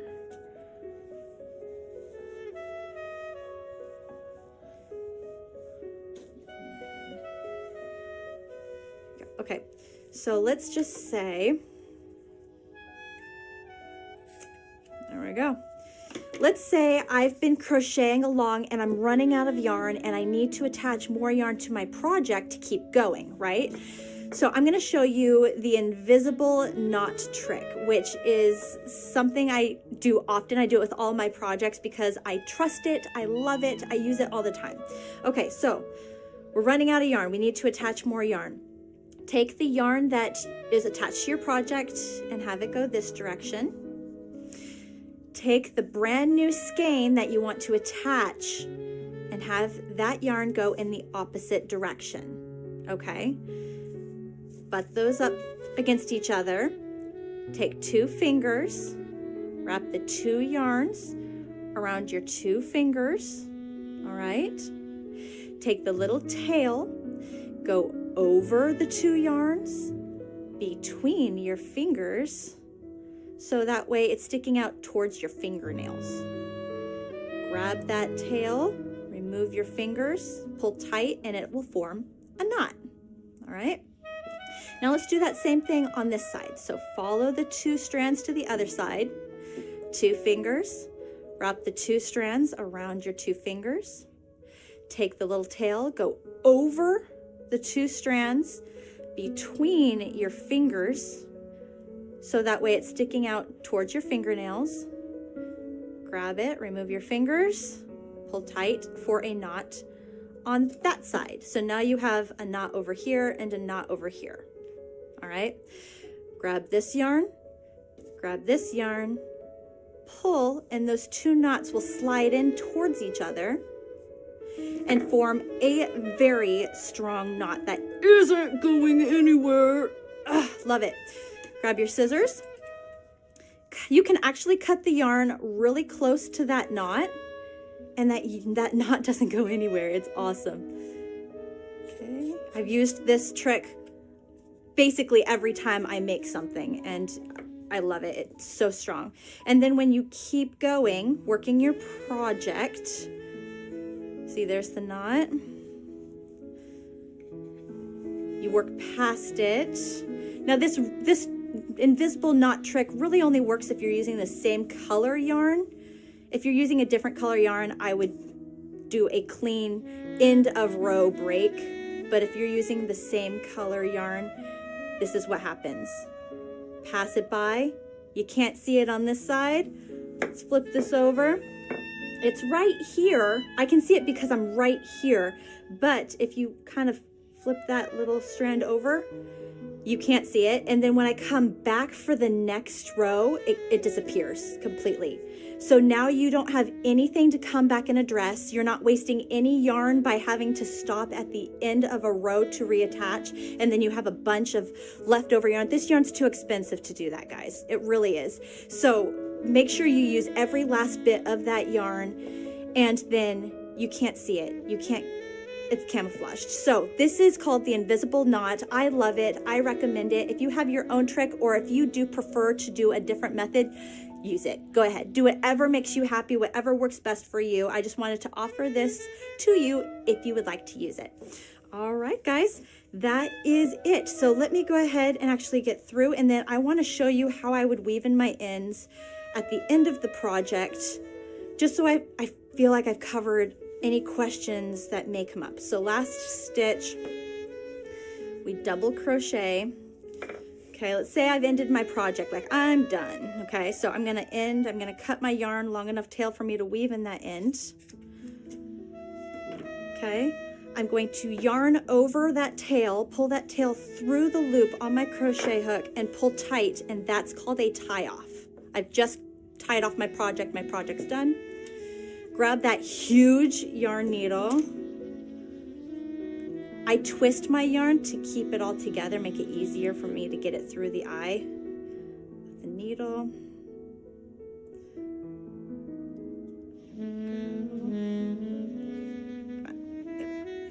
Okay, so I've got my needle here.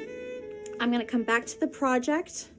I'm going to look for where the stitches entered into the row below, and I'm going to actually come through, and I like to go in the middle. See, here is the yarn. I go in the middle of that strand of yarn. Okay, and then I'll come down to where the stitch entered in the row before, and I'll go through there. And then I'll continue across, but I'll go in the middle. See that? I'll go in the middle of the yarn. The fibers cling to each other when you do that and make a more secure hold. Okay. So I'll go through one way. I have had a hard time with weaving in my ends. So if you're like me and you just don't have good luck with weaving in your ends, then you can do that. And then once I get about halfway of my tail that I had to weave in my ends, I will go backwards. So I'll come back upon what I just wove in, and that is the trick that keeps everything secure and snug for me.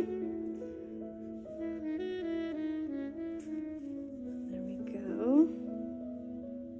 And I'll come all the way to the end, just all the way through the side. There we go. Release my yarn needle.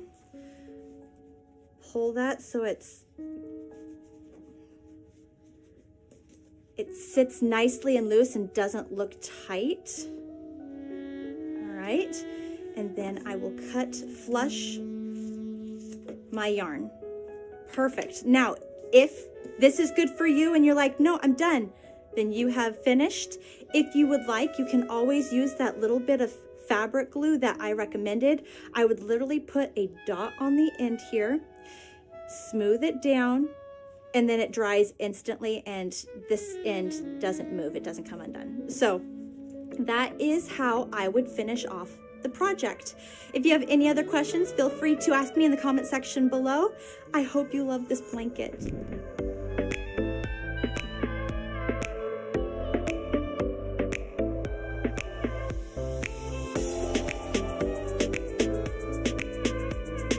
Alright guys, so what did you think of the Bear Hug Jumbo Blanket? I hope you love it. I hope you loved the repeat pattern, because for me, I love repeat patterns when it comes to blankets that are simple and you just get lost in it. It becomes very therapeutic and relaxing to just go, right?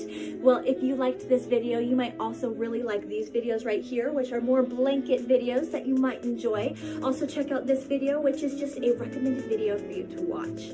Thank you so much for spending time with me today, crocheting with me. I always love crocheting with you. I hope you have the best day, and I will see you with my next video. Bye, guys. It matters late at night, Hi, Alex. Nice to see you again. because sometimes that's when you need us most. Where you get your medicine matters. Honestly, I'm just here for the AT&T Business Internet. It's super fast. I downloaded 8 true crime shows during our last video call. Look at my eyeballs. I've been binging for like 3 straight days.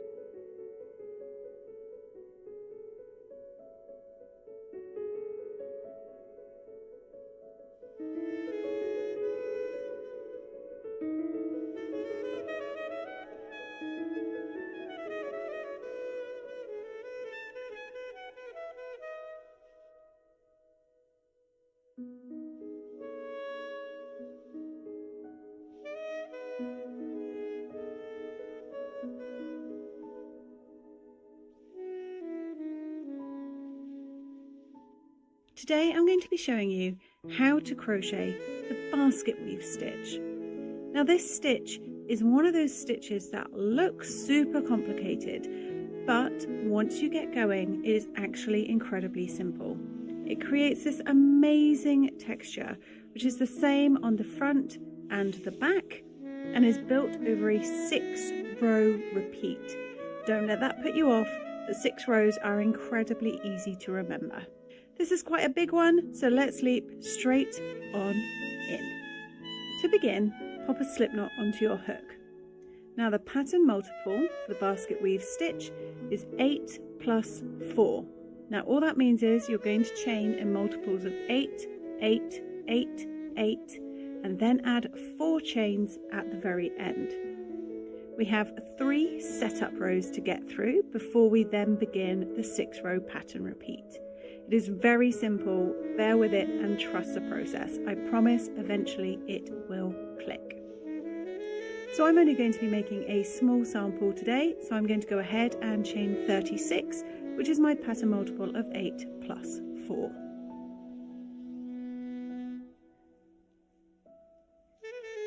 Once you have your desired amount of chains, we're going to begin by working a double crochet into the 4th chain from the hook.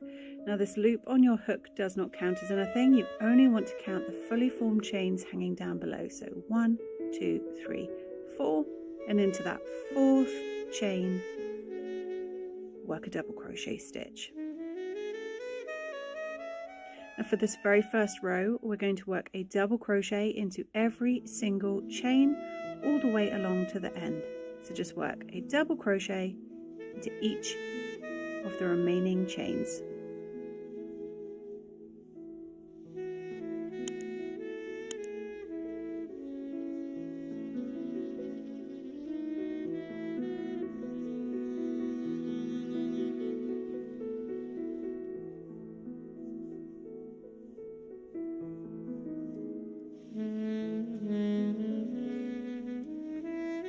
For row 2, chain 2 and turn. We're going to be working front and back post stitches. If you need a quick refresher on front or back post stitches, I do have a video on that which will have either popped up on screen or is down in the comments section below. We're going to work front post stitches around the next 4 stitches. So ignore this stitch where you just chained from. That chain 2 counts as a stitch. We're going to move to the 2nd double crochet from the row below, and we're going to work a front post double crochet stitch. So I'm just going to pop my hook in from the back to the front and push the post of that double crochet stitch forwards for a front post, and I'm going to yarn over and create my double crochet as normal. So that is a front post double crochet stitch. That's 1. I need 4 in total, so work a front post double crochet around the next 3 stitches.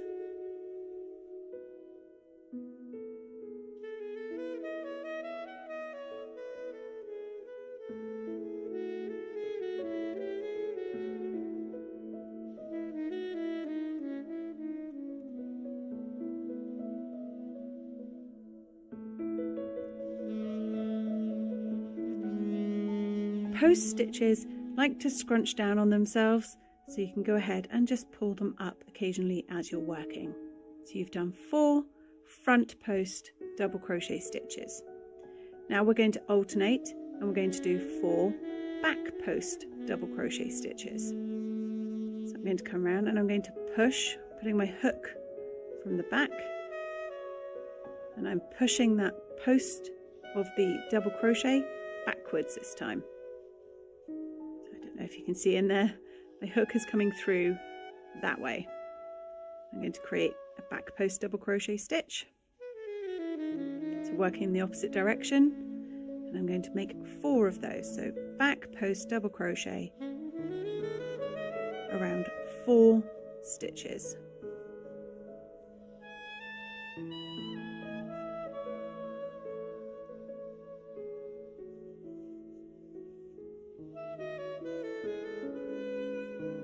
So I have 4 front post stitches and 4 back post stitches. We're going to alternate working in groups of 4. 4 front post stitches followed by 4 back post stitches all the way down. So front post double crochets in the next 4 stitches. It's 1, 2,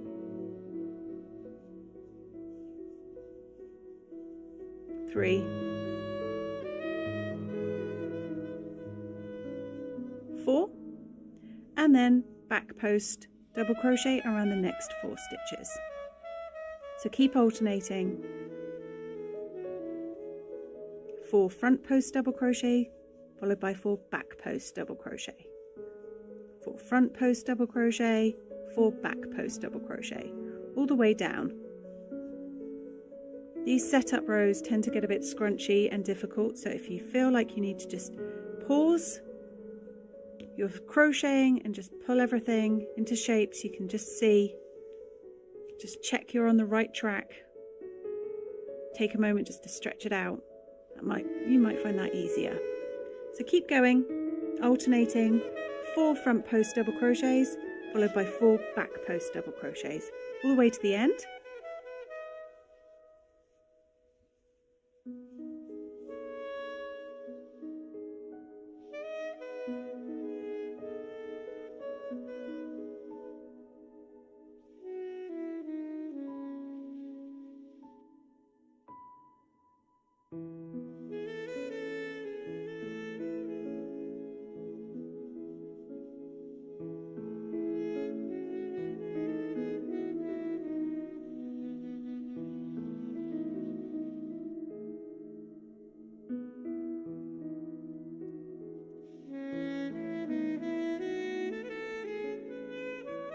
Once you reach the very end and you have done your last set of 4 stitches, you'll be left with just the turning chain. To end, work a double crochet into the top of that turning chain.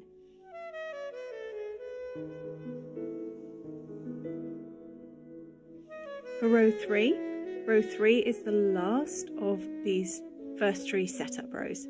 After that, we will be on to the pattern repeat itself. So for row 3, chain 2 and turn. Now the basket weave stitch is made up, each little block is made up of 3 rows. If I bring in my sample, each of these little blocks is made of 3 rows. 3 rows.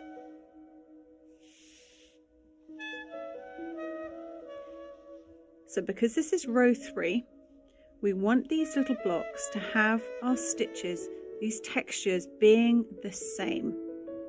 So for this row, this third row, we want to follow what our stitches are doing. So you'll have front post stitches looking at you and the back post stitches tucked away, creating this very pretty little ridge. So you'll be able to see a clear definition between your front post stitches and your back post stitches. Your front post stitches will be popping towards you. Your back post stitches will be sunk away from you, dipping in a bit. So we want to follow that. So when you start, if your stitches are popping towards you as front double crochet stitches, then we know we need to work front post double crochet stitches there. If they are sunk back from you and they are back post, then you know that's the stitch you need to start with, a back post. For me, I have front post stitches popping out towards me. So for the next 4 double crochet, I will be working front post double crochet stitches. So remember, this chain 2 counts as a stitch. You will not have a post stitch in that very first stitch, nor will you have one in the very last stitch. It's only in these groups of 4. And because these are popping forwards, I know that these are front post double crochet stitches. So I'm going to work 4 front post double crochet stitches. 1, 2, 3, and 4. Now for my next set of 4 stitches, they're pushed away from me, they're dipping in, so I know they're back post double crochet stitches. So I'm going to work 4 back post double crochet stitches. So as you're building on the 3 rows to form your block, you'll be following, guided by your stitches below. So you'll know if they're pushed backwards, they're back post, and if they're popping forwards, they're front post.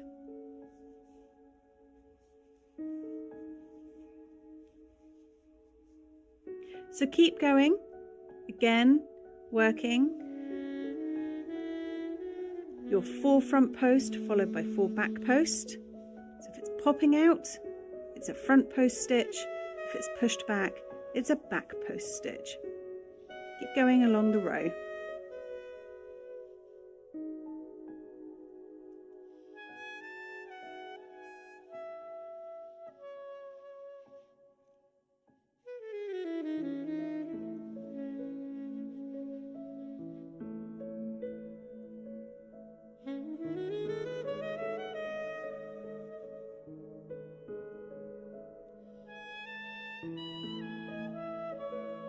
Like a good neighbor, State Farm is there. Jake from State Farm, everybody. Like your period, you can't fast forward this ad, but you can speed up absorption. Now 3 times faster with Always Ultra Thin.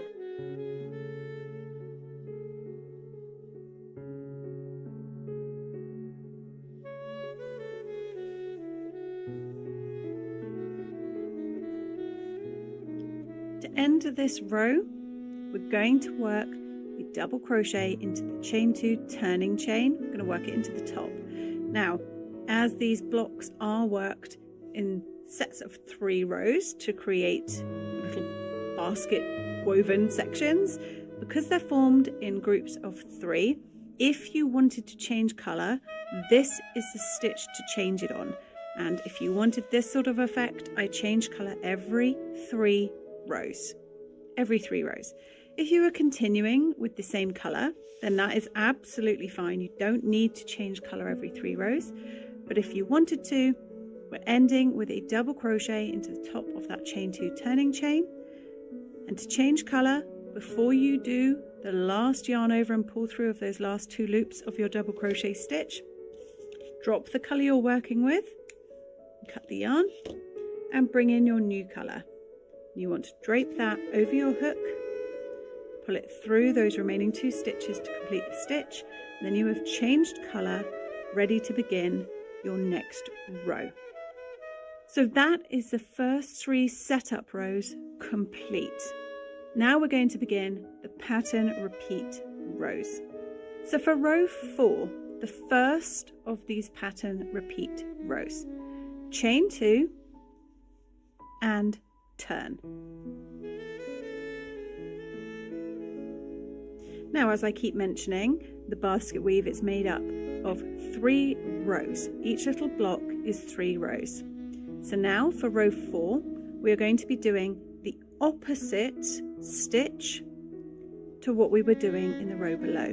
So we're going to start with the opposite post stitch to the one that we have been working for the last 3 rows. So for row 4, we're going to begin. Remember that chain 2 counts as a stitch, so skip this first stitch and working into the first of your post stitches. We're going to begin row 4 with a back post. So a back post stitch. And we're going to work back post double crochets around these previous front post ones. So that's 1, 2, 3, and 4. So we're working the opposite post to what we were doing in the row below. So that is 4 back post stitches around my popping forward front posts. Now I can see that on these next 4 ones they're dipped back, so I know they're back post stitches. Therefore, we're doing the opposite. I need front post stitches around the next 4. So front post double crochets, 4 of those.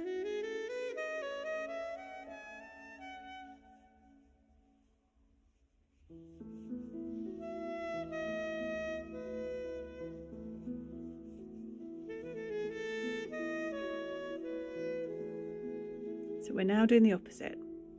So keep going. We started with a chain 2 and 4 back post double crochets.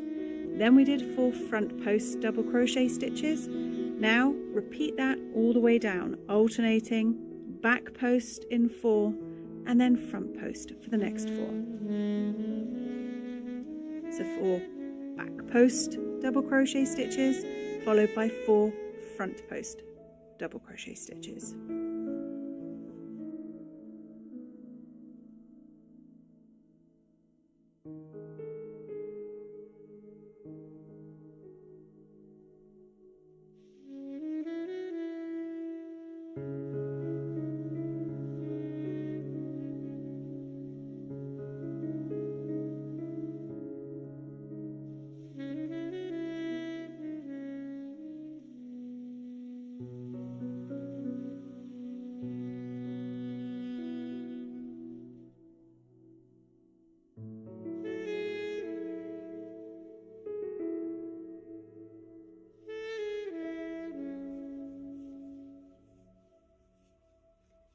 Once you reach the end of the row and you have done your final 4 stitches, don't forget we have our chain 2 here and we need to end with a double crochet, just a plain double crochet into the top of the turning chain.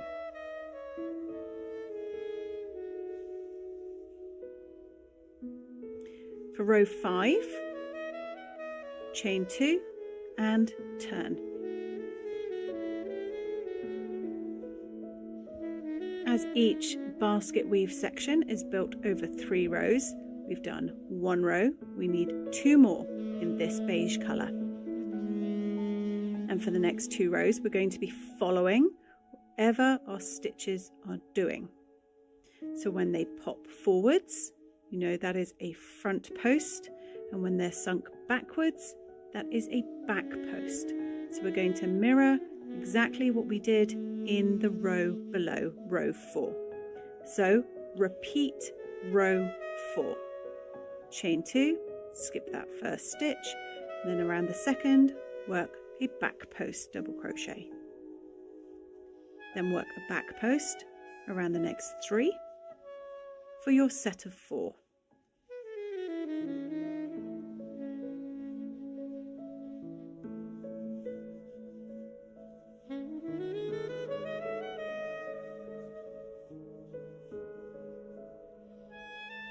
So start with 4 back post double crochet, then switch to 4 front post double crochet, and alternate that all the way down the row. If it's popping out at you, it's a front post double crochet. If it's sunk back from you, it's a back post double crochet. We're just repeating row 4 all over again.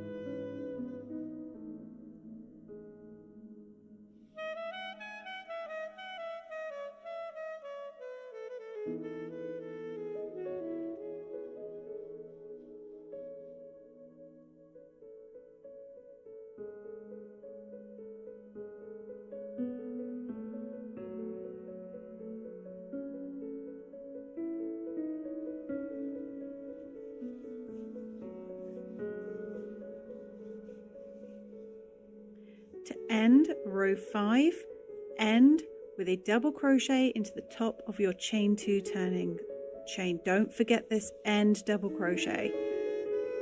You start and end with just a double crochet, not a post stitch.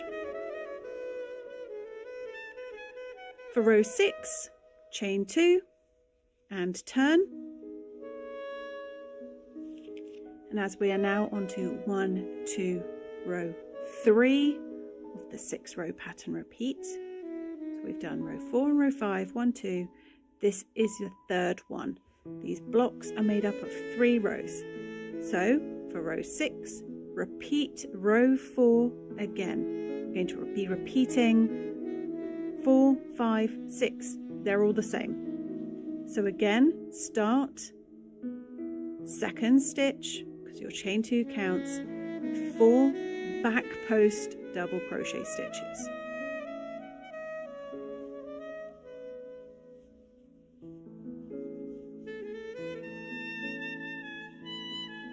This is exactly the same as row 4 and row 5.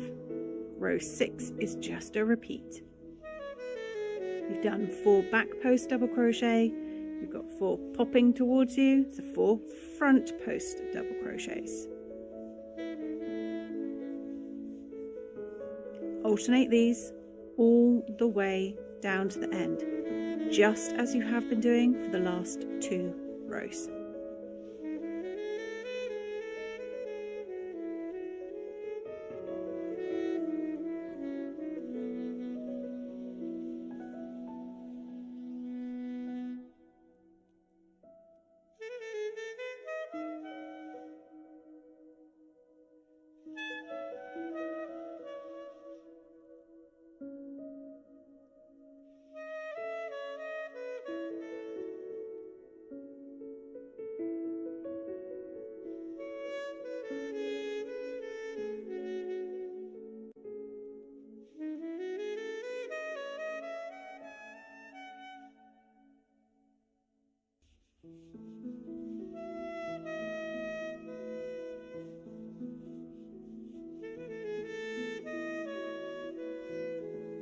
Once you reach the end of row 6, I'm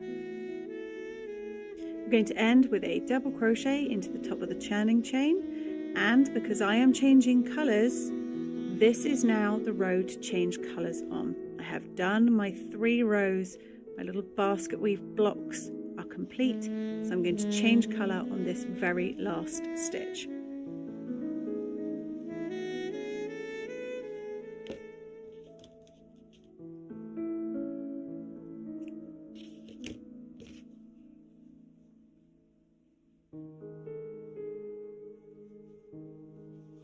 You can now see your basket weave pattern, sort of checkered pattern, starting to come to life. So for row 7, chain 2 and turn.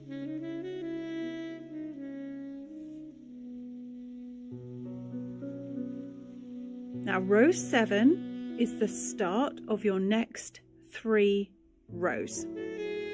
So we want to go to the opposite of how we have been starting the last 3 rows. So we started the last 3 rows with a back post double crochet. For row 7, turn it around and we're going to start with a front post. So we're going to alternate the starting set of stitches because now we want to go back to having front post where we had back post previously. So for row 7, start with 4 front post double crochet stitches. Working into that second stitch along, remember you always leave one unworked because the chain 2 counts as your first double crochet. So switch it up for row 7. Do the opposite of what your stitch is below. So if your stitch from the row below is pushed back, make a front post double crochet. When the stitch is popping forwards, make a back post double crochet for row 7.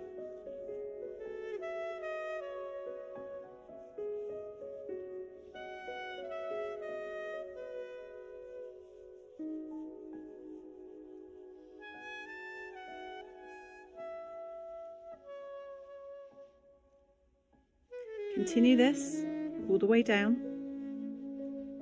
4 front post double crochets followed by 4 back post double crochets.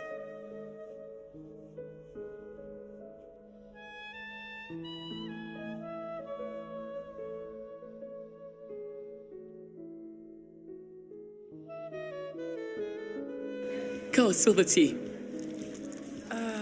Maybe you just need a Snickers pecan. Dry, brittle hair? New Pantene Damage Repair formulas are infused with provitamins, argan, and jojoba oils to repair weak inner hair bonds for stronger, healthier hair. Without the $90 price tag, it's intensive care for your hair. Pantene.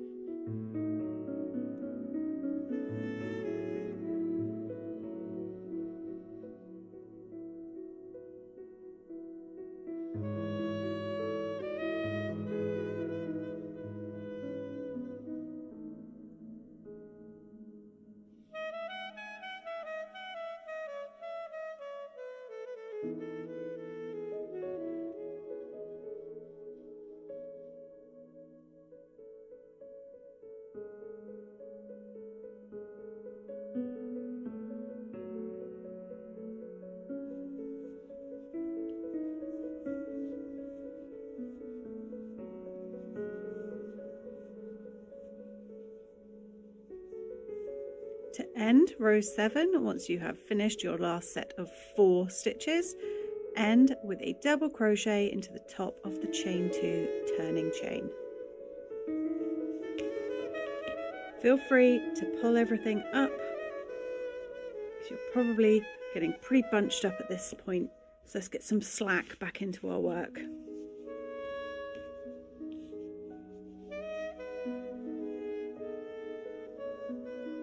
For row 8, chain 2, turn, and we are going to be repeating exactly what we just did in row 7. So start with 4 front post double crochet stitches, popping towards you so you know they're front posts.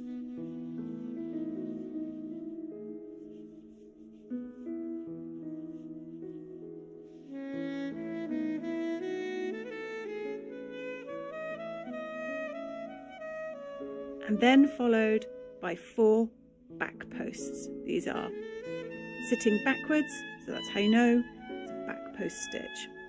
So keep alternating, just as you did in row 7, all the way down to the end.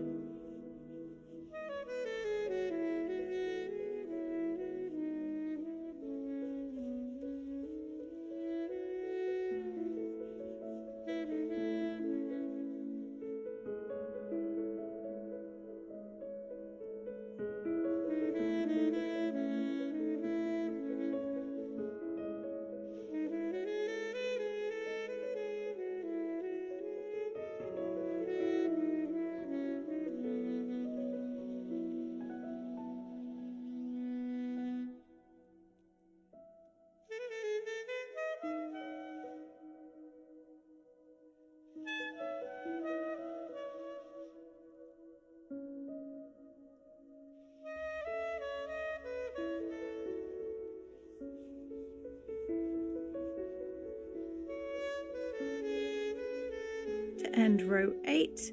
Once you've finished your final post stitch, end with that double crochet into the top of your chain 2 turning chain.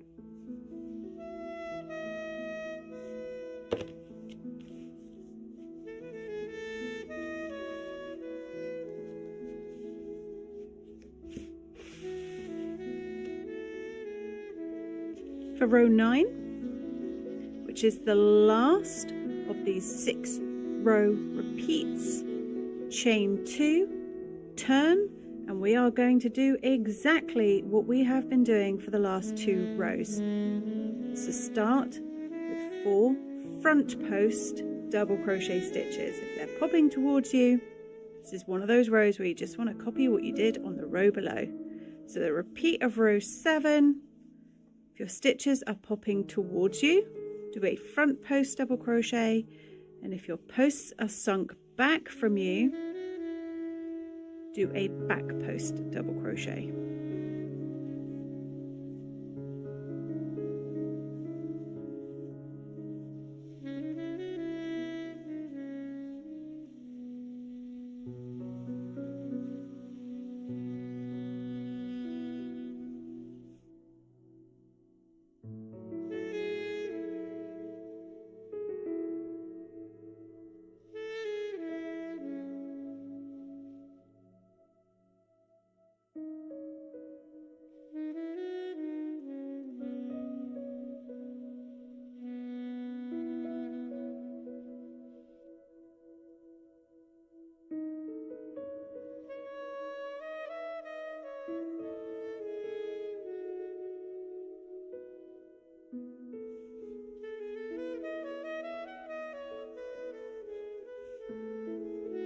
So at the end of row 9, we're going to end with a double crochet into the top of your chain 2 turning chain, and if you have been changing colors every 3 rows, this would be the point at which you change color again.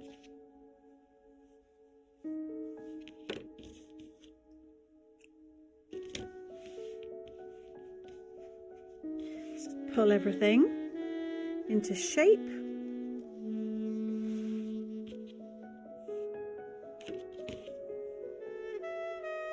So you will notice by this stage that your front posts and your back posts form almost like a checkerboard effect.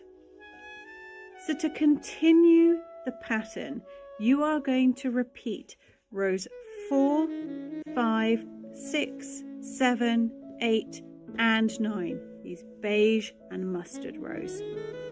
You can use this video to go back, but as a cheat sheet, rows 4, 5 and 6 start with back post double crochet stitches.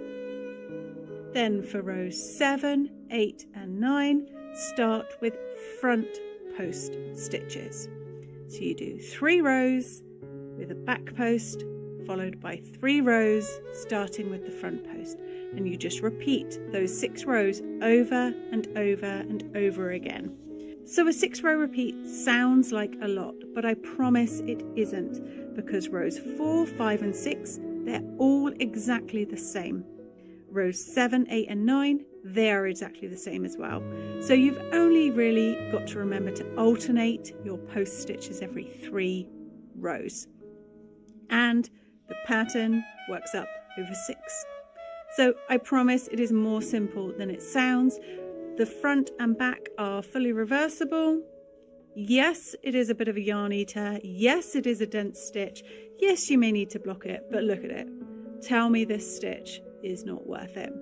So I hope you enjoyed this rather meaty tutorial. Please do let me know down in the comment section what you think of the basket weave stitch. And until next time, happy crocheting. Bye.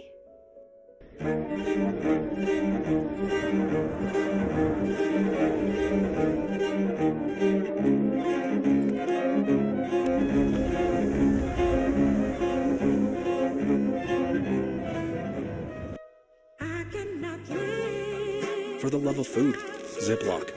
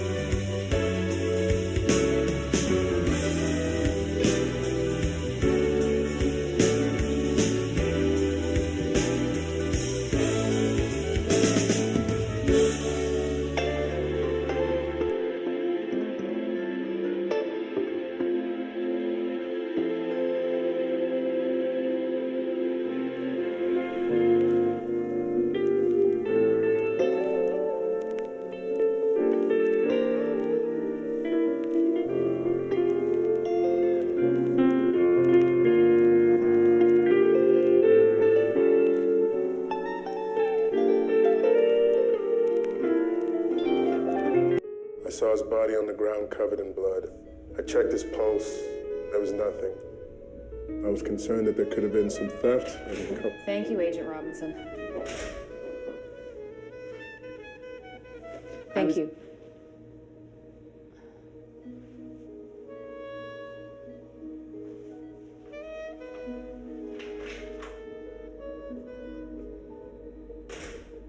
Xavier.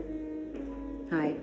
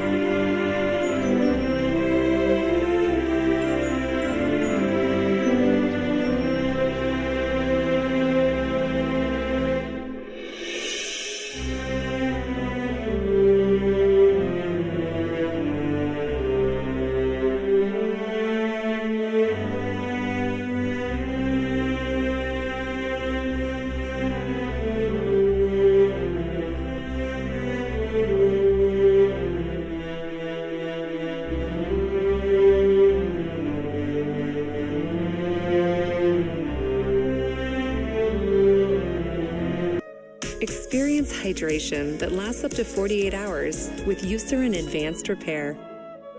With 12 grams of protein in every serving, Quaker Protein Instant Oatmeal is there for active mornings, friendly competition, and big moves. Quaker.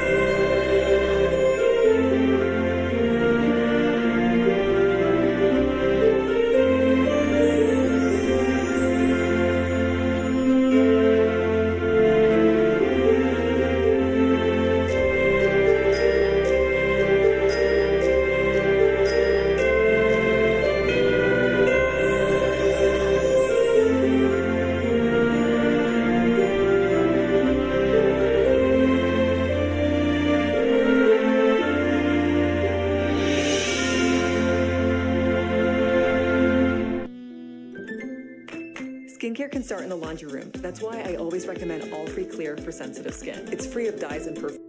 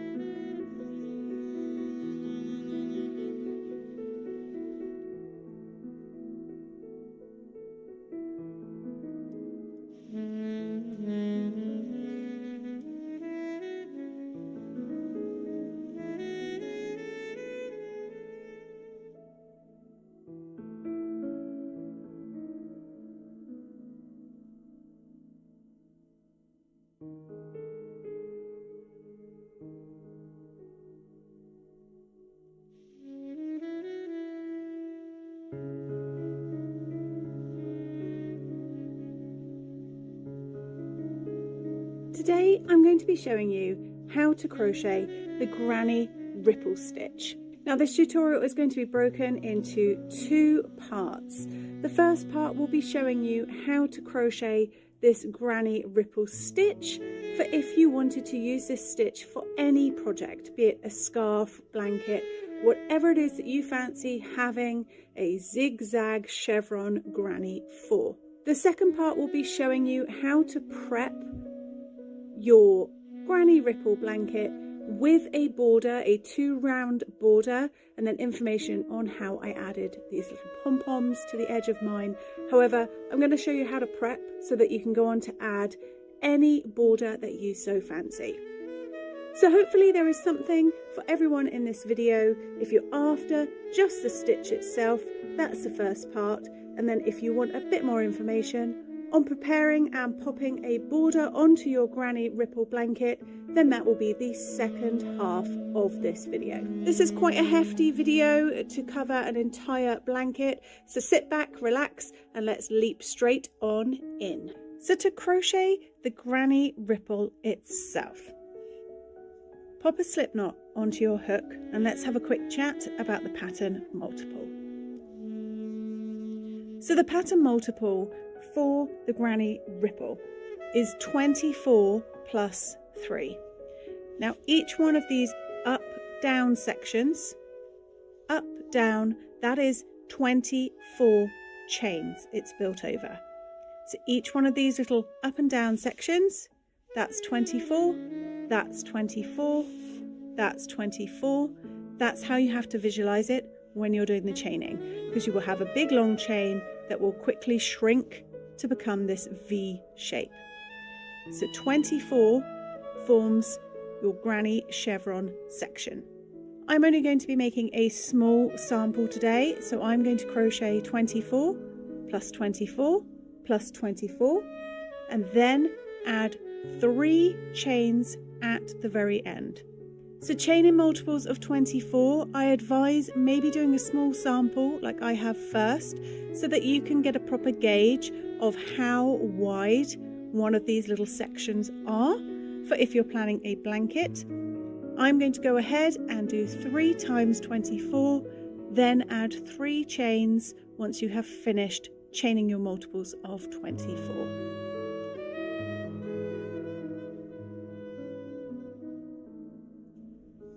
So once you have chained your multiples of 24, if you haven't already done so, add 3 chains at the very end. 1, 2, 3. Now to begin the granny ripple, we are going to be working into the 6th chain from the hook. Now this loop on your hook does not count as anything. You only want to count these fully formed chains hanging down below. So count back 1, 2, 3, 4, 5, 6. And then into that 6th chain, we're going to work a granny cluster, which is 3 double crochets, all into the same stitch, or in this case, chain. So I'm going to work 3 double crochets into the 6th chain from the hook. Now to avoid a great big gapping chain, I advise working into the bottom loop of your chain. So go into this bottom one. So you're essentially going into the bottom, so you'll have 2 loops of the chain on top of your hook and 1 underneath. It's not massively important to do that, I just find it gives you a slightly better finish. So that's 1 double crochet, 2 double crochets, and 3, all worked into that same chain. So you can see it lessens how big the gap, how much that chain spreads. Today I'm going to be showing you how to crochet the granny ripple stitch. Now this tutorial is going to be broken into 2 parts. The first part will be showing you how to crochet this granny ripple stitch for if you wanted to use this stitch for any project, be it a scarf, blanket, whatever it is that you fancy having a zigzag chevron granny for. The second part will be showing you how to prep your granny ripple blanket with a border, a 2-round border, and then information on how I added these little pom-poms to the edge of mine. However, I'm going to show you how to prep so that you can go on to add any border that you so fancy. So hopefully there is something for everyone in this video. If you're after just the stitch itself, that's the first part.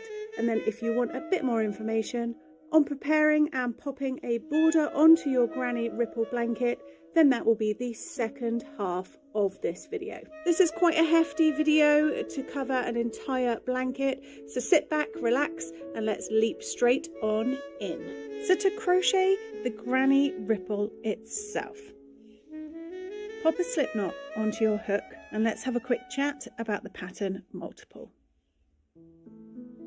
So the pattern multiple for the granny ripple is 24 plus 3.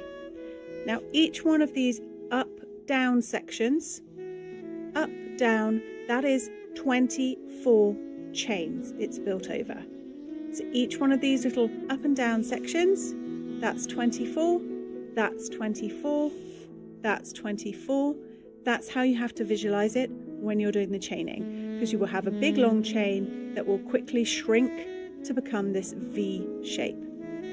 So 24 forms your granny chevron section. I'm only going to be making a small sample today, so I'm going to crochet 24 plus 24 plus 24 and then add 3 chains at the very end. So chaining multiples of 24, I advise maybe doing a small sample like I have first, so that you can get a proper gauge of how wide one of these little sections are for if you're planning a blanket. I'm going to go ahead and do 3 times 24, then add 3 chains once you have finished chaining your multiples of 24.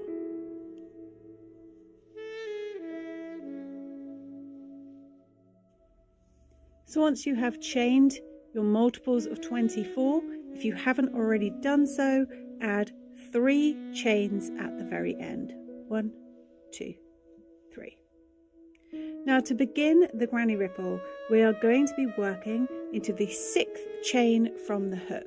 Now this loop on your hook does not count as anything. You only want to count these fully formed chains hanging down below. So count back 1, 2, 3, 4, 5, 6. And then into that 6th chain, we're going to work a granny cluster, which is 3 double crochets, all into the same stitch, or in this case, chain. So I'm going to work 3 double crochets into the 6th chain from the hook. Now to avoid a great big gapping chain, I advise working into the bottom loop of your chain. So go into this bottom one. So you're essentially going into the bottom, so you'll have 2 loops of the chain on top of your hook and 1 underneath. It's not massively important to do that, I just find it gives you a slightly better finish. So that's 1 double crochet, 2 double crochets, and 3, all worked into that same chain. So you can see it lessens how big the gap, how much that chain spreads by working into the bottom loop of the chain. Now skip 2 chains, 1, 2, and into the 3rd, again working into the bottom loop of this chain, we're going to work 3 double crochets again. So skip 2 chains and work 3 double crochets into that 3rd one.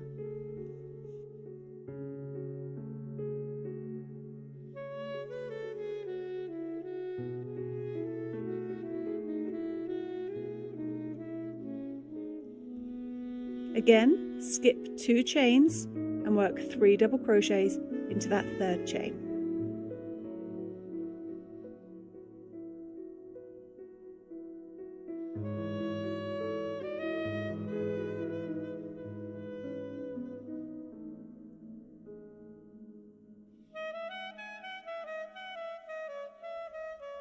One more time, we're going to skip 2 chains, 1, 2, and work 3 double crochets into this 3rd chain.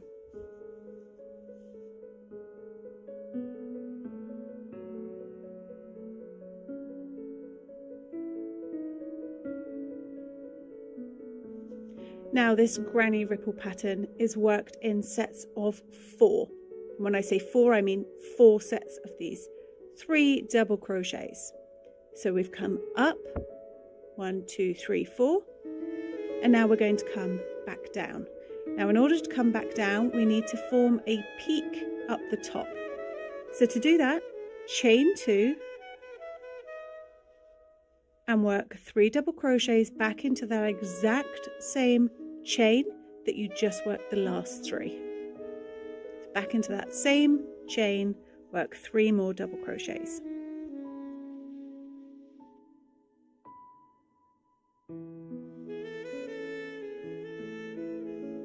So we have 4 sets of 3 double crochet coming up. We've formed a little peak, and now we're going to come back down.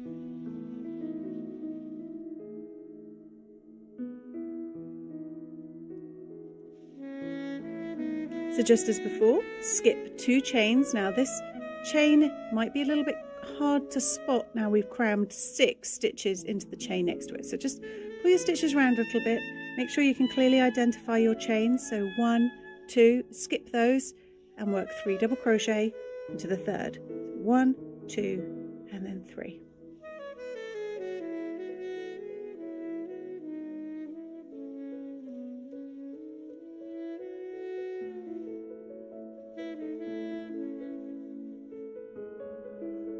Again, skip 2 chains and work 3 double crochet into the next.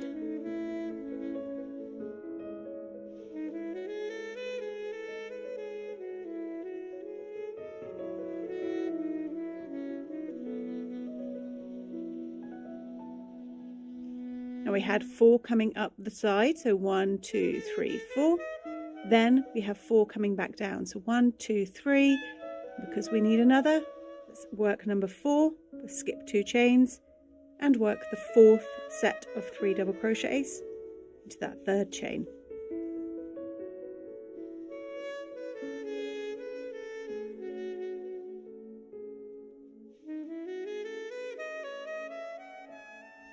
One, 2, 3, 4, going up. 1, 2, 3, 4, coming back down.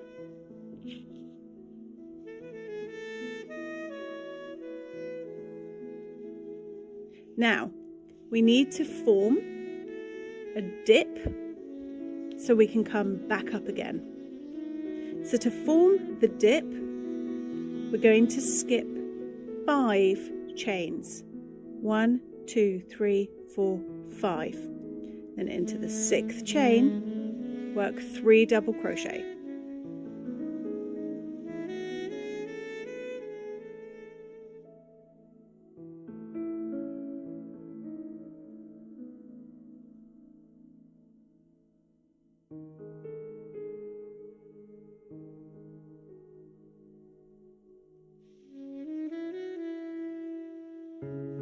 Skip 2 chains and work 3 double crochet. We're coming back up the side again now. So skip 2, work 3 double crochets into that 3rd chain.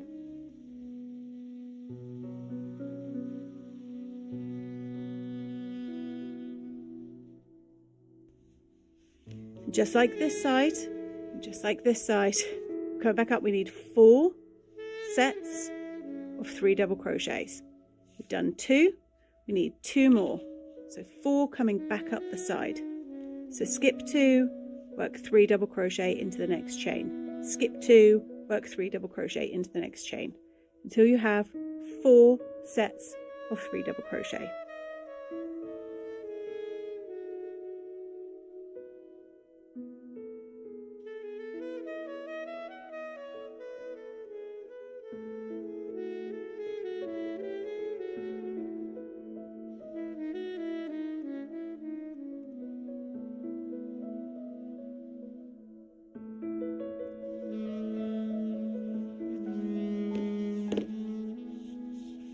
So we came up the side, formed a peak, came down the side, formed a valley.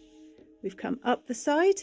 Now we need to start from this point here, form the peak, then we will come back down the side, form the valley. So this little section from here, back up, is what we're going to repeat all the way along. So we've come up, we've got 4 sets of 3 double crochet. We formed the valley last time, so now we need to form a peak. So to do that, chain 2 and work 3 double crochets back into that exact same chain.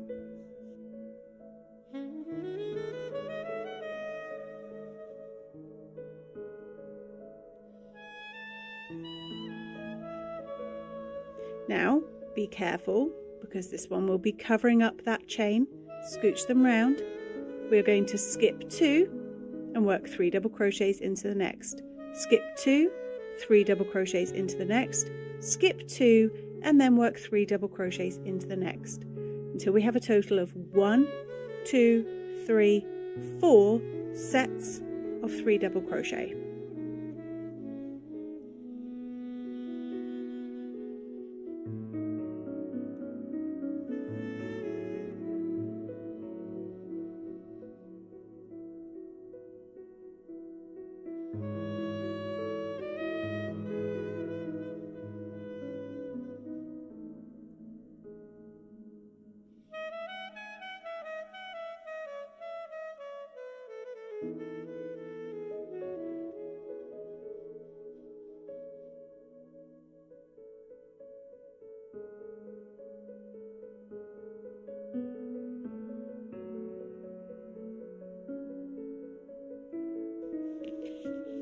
Now this first row is always the trickiest, so try not to get too frustrated, just take your time.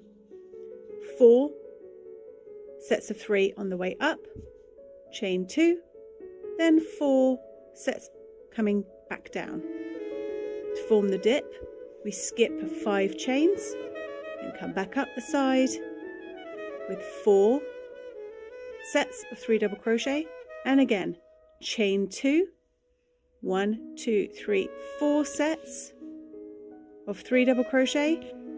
Because we just formed a dip, now we form the valley. So skip 5 and begin again into that 6th chain.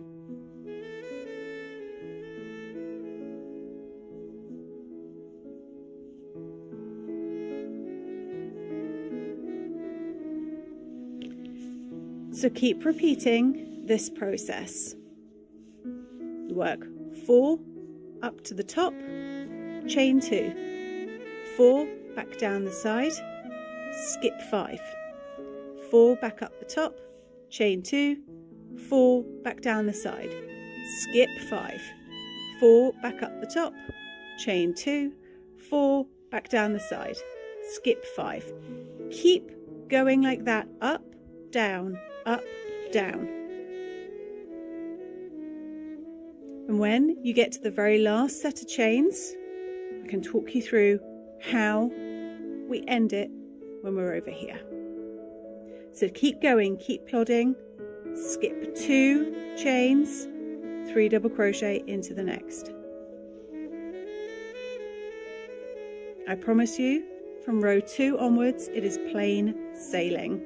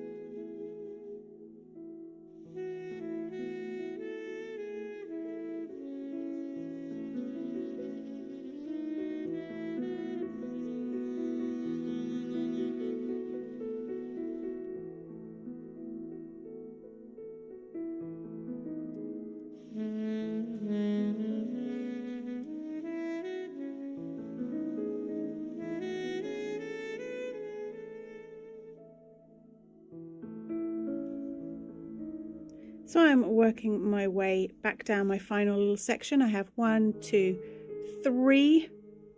I know I need 4. So let me work my last set of 3 double crochets. And you'll notice you have a few chains left over. Don't worry, that's intentional. So once you come back down and you have done your final peak and your final set of 4 double crochets, to end this row, we're going to work 1 double crochet into the very last chain. You should have 3 chains remaining.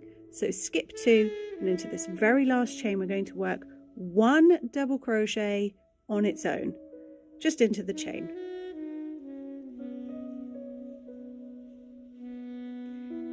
Then you can breathe a sigh of relief. Just take a moment to lay it out and make sure you're going up, down, up, down, up, down. And now we can begin row 2, which is vastly easier. Okay, for row 2. Row 2 is the pattern repeat row and the row that you will work for the entirety of your Granny Ripple project. I will show you how to change colour at the end of this row, but changing colour is completely optional.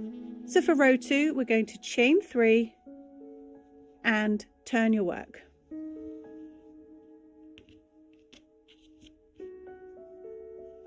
Now skip this very first gap.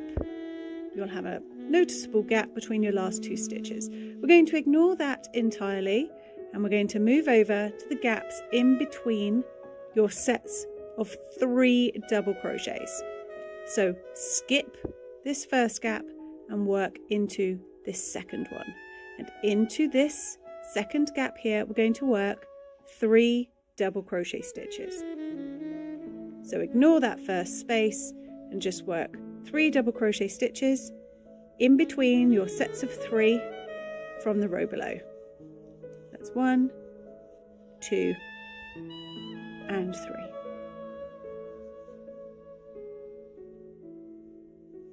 Again, in between your sets of 3 double crochets from the row below, work 3 double crochet.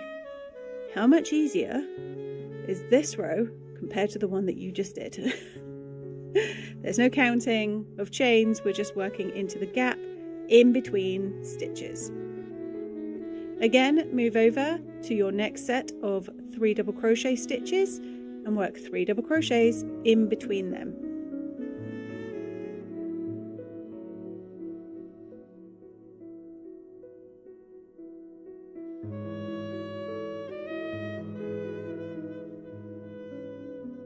Then you're going to be at your chain 2 space. So the chain 2 space, which is your peak. Into this chain 2 space, we're going to form a new peak. So work 3 double crochets into that chain 2 space.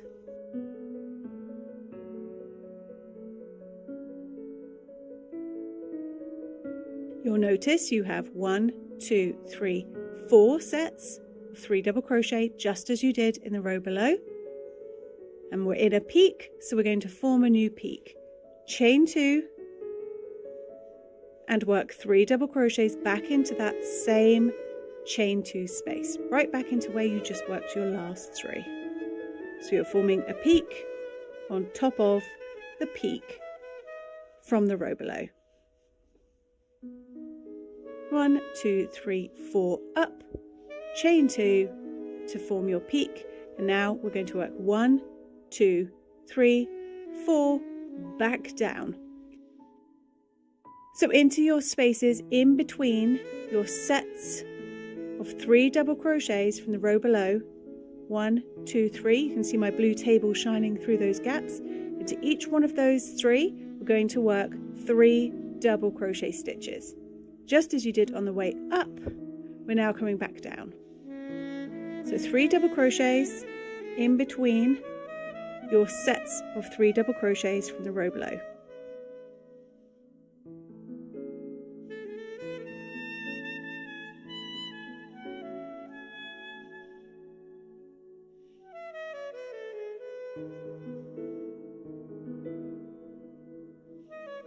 One, 2, 3, and we need 4.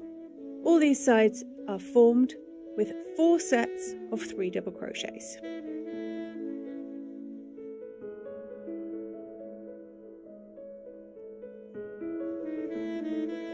One, 2, 3, 4. So we've come up, formed a peak, we're coming back down, and now we're at the valley. Now the valley is super duper easy.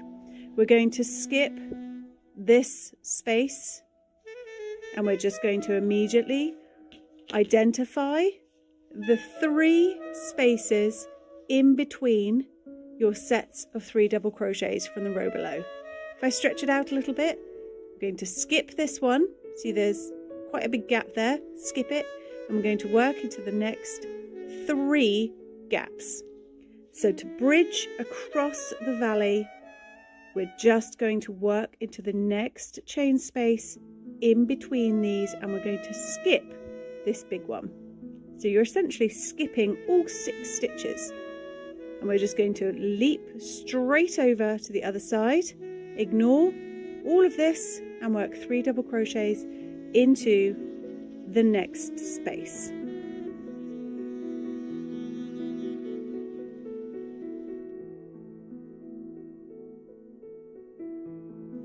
So you're skipping this valley section entirely. And just as before, now we're coming back up. We're going to work 1, 2, 3 double crochets up the side until you have 4 sets of 3 double crochet. That 4th set will end in the chain 2 space from the row below. So we have 1, work into the next space,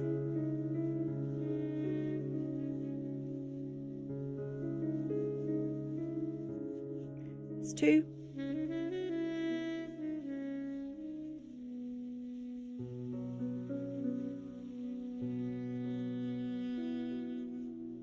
that's 3, and then for our 4th set it will be in the chain 2 space of the peak from the row below.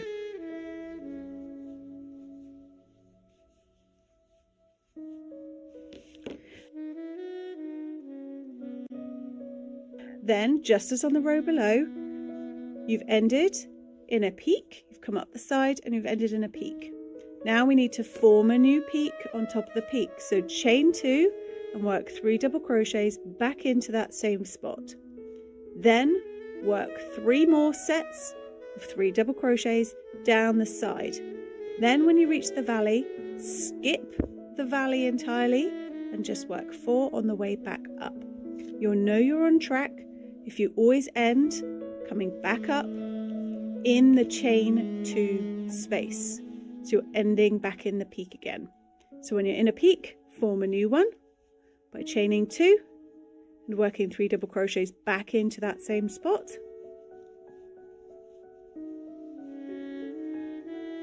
That is your first of the 4 sets of 3 double crochets that you need to do.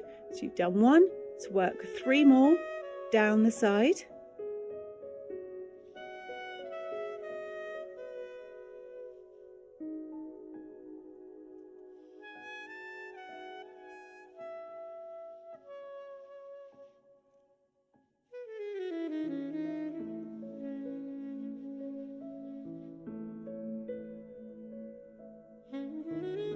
Once you have come down the side and you have 1, 2, 3, 4, you'll be at the valley. Skip the valley section. So skip 2 clusters and leap straight into working back up the other side. So ignore this bit, skip over it. The more rows you do, the more easily you'll be able to identify these bits to skip. So we've skipped that section and we're coming back up. Keep going until the end of this row.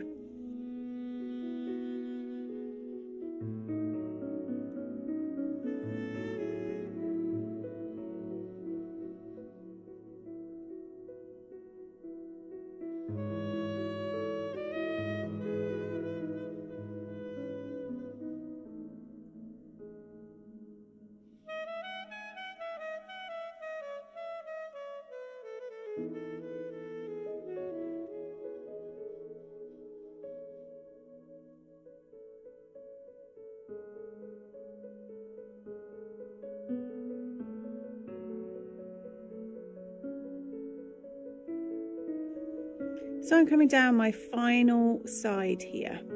So I've created my last peak, and you'll be traveling down the side. So I have 1, 2, 3. I need one more set of 3 double crochets.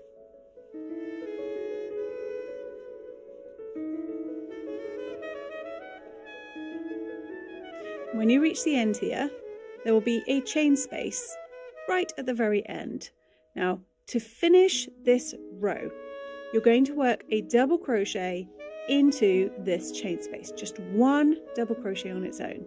Now I'm also going to change colour, so I will show you how I do that.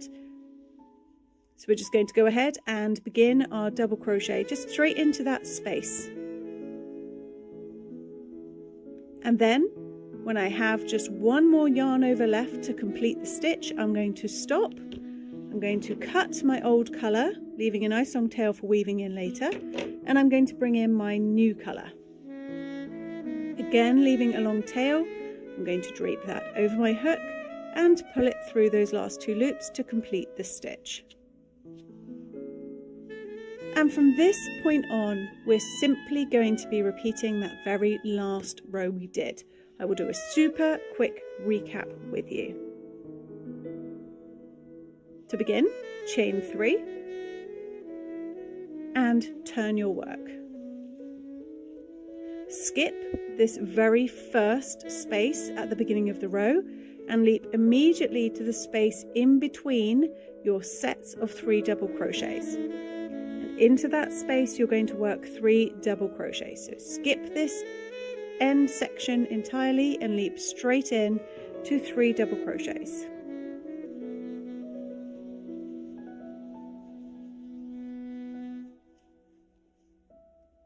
Then, just as before, you're going to work 3 double crochets all the way up to your peak. That will be 4 sets in total.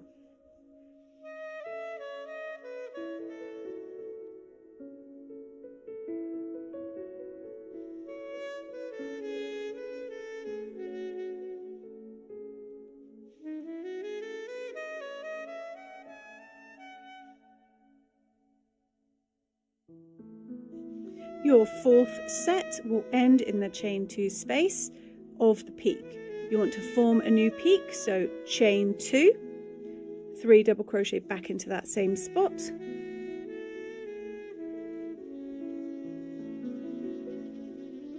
And that marks the start of the descent down to the valley.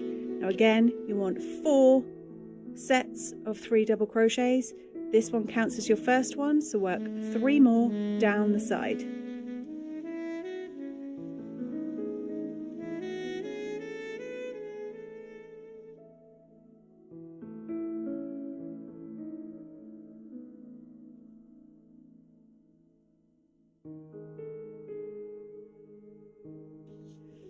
This will bring you to the valley, so we're going to skip 2 of these clusters. 1, 2, these sets of 3 double crochets, and leap straight into this side section over here. Skip this next little section entirely and begin straight away working up the side.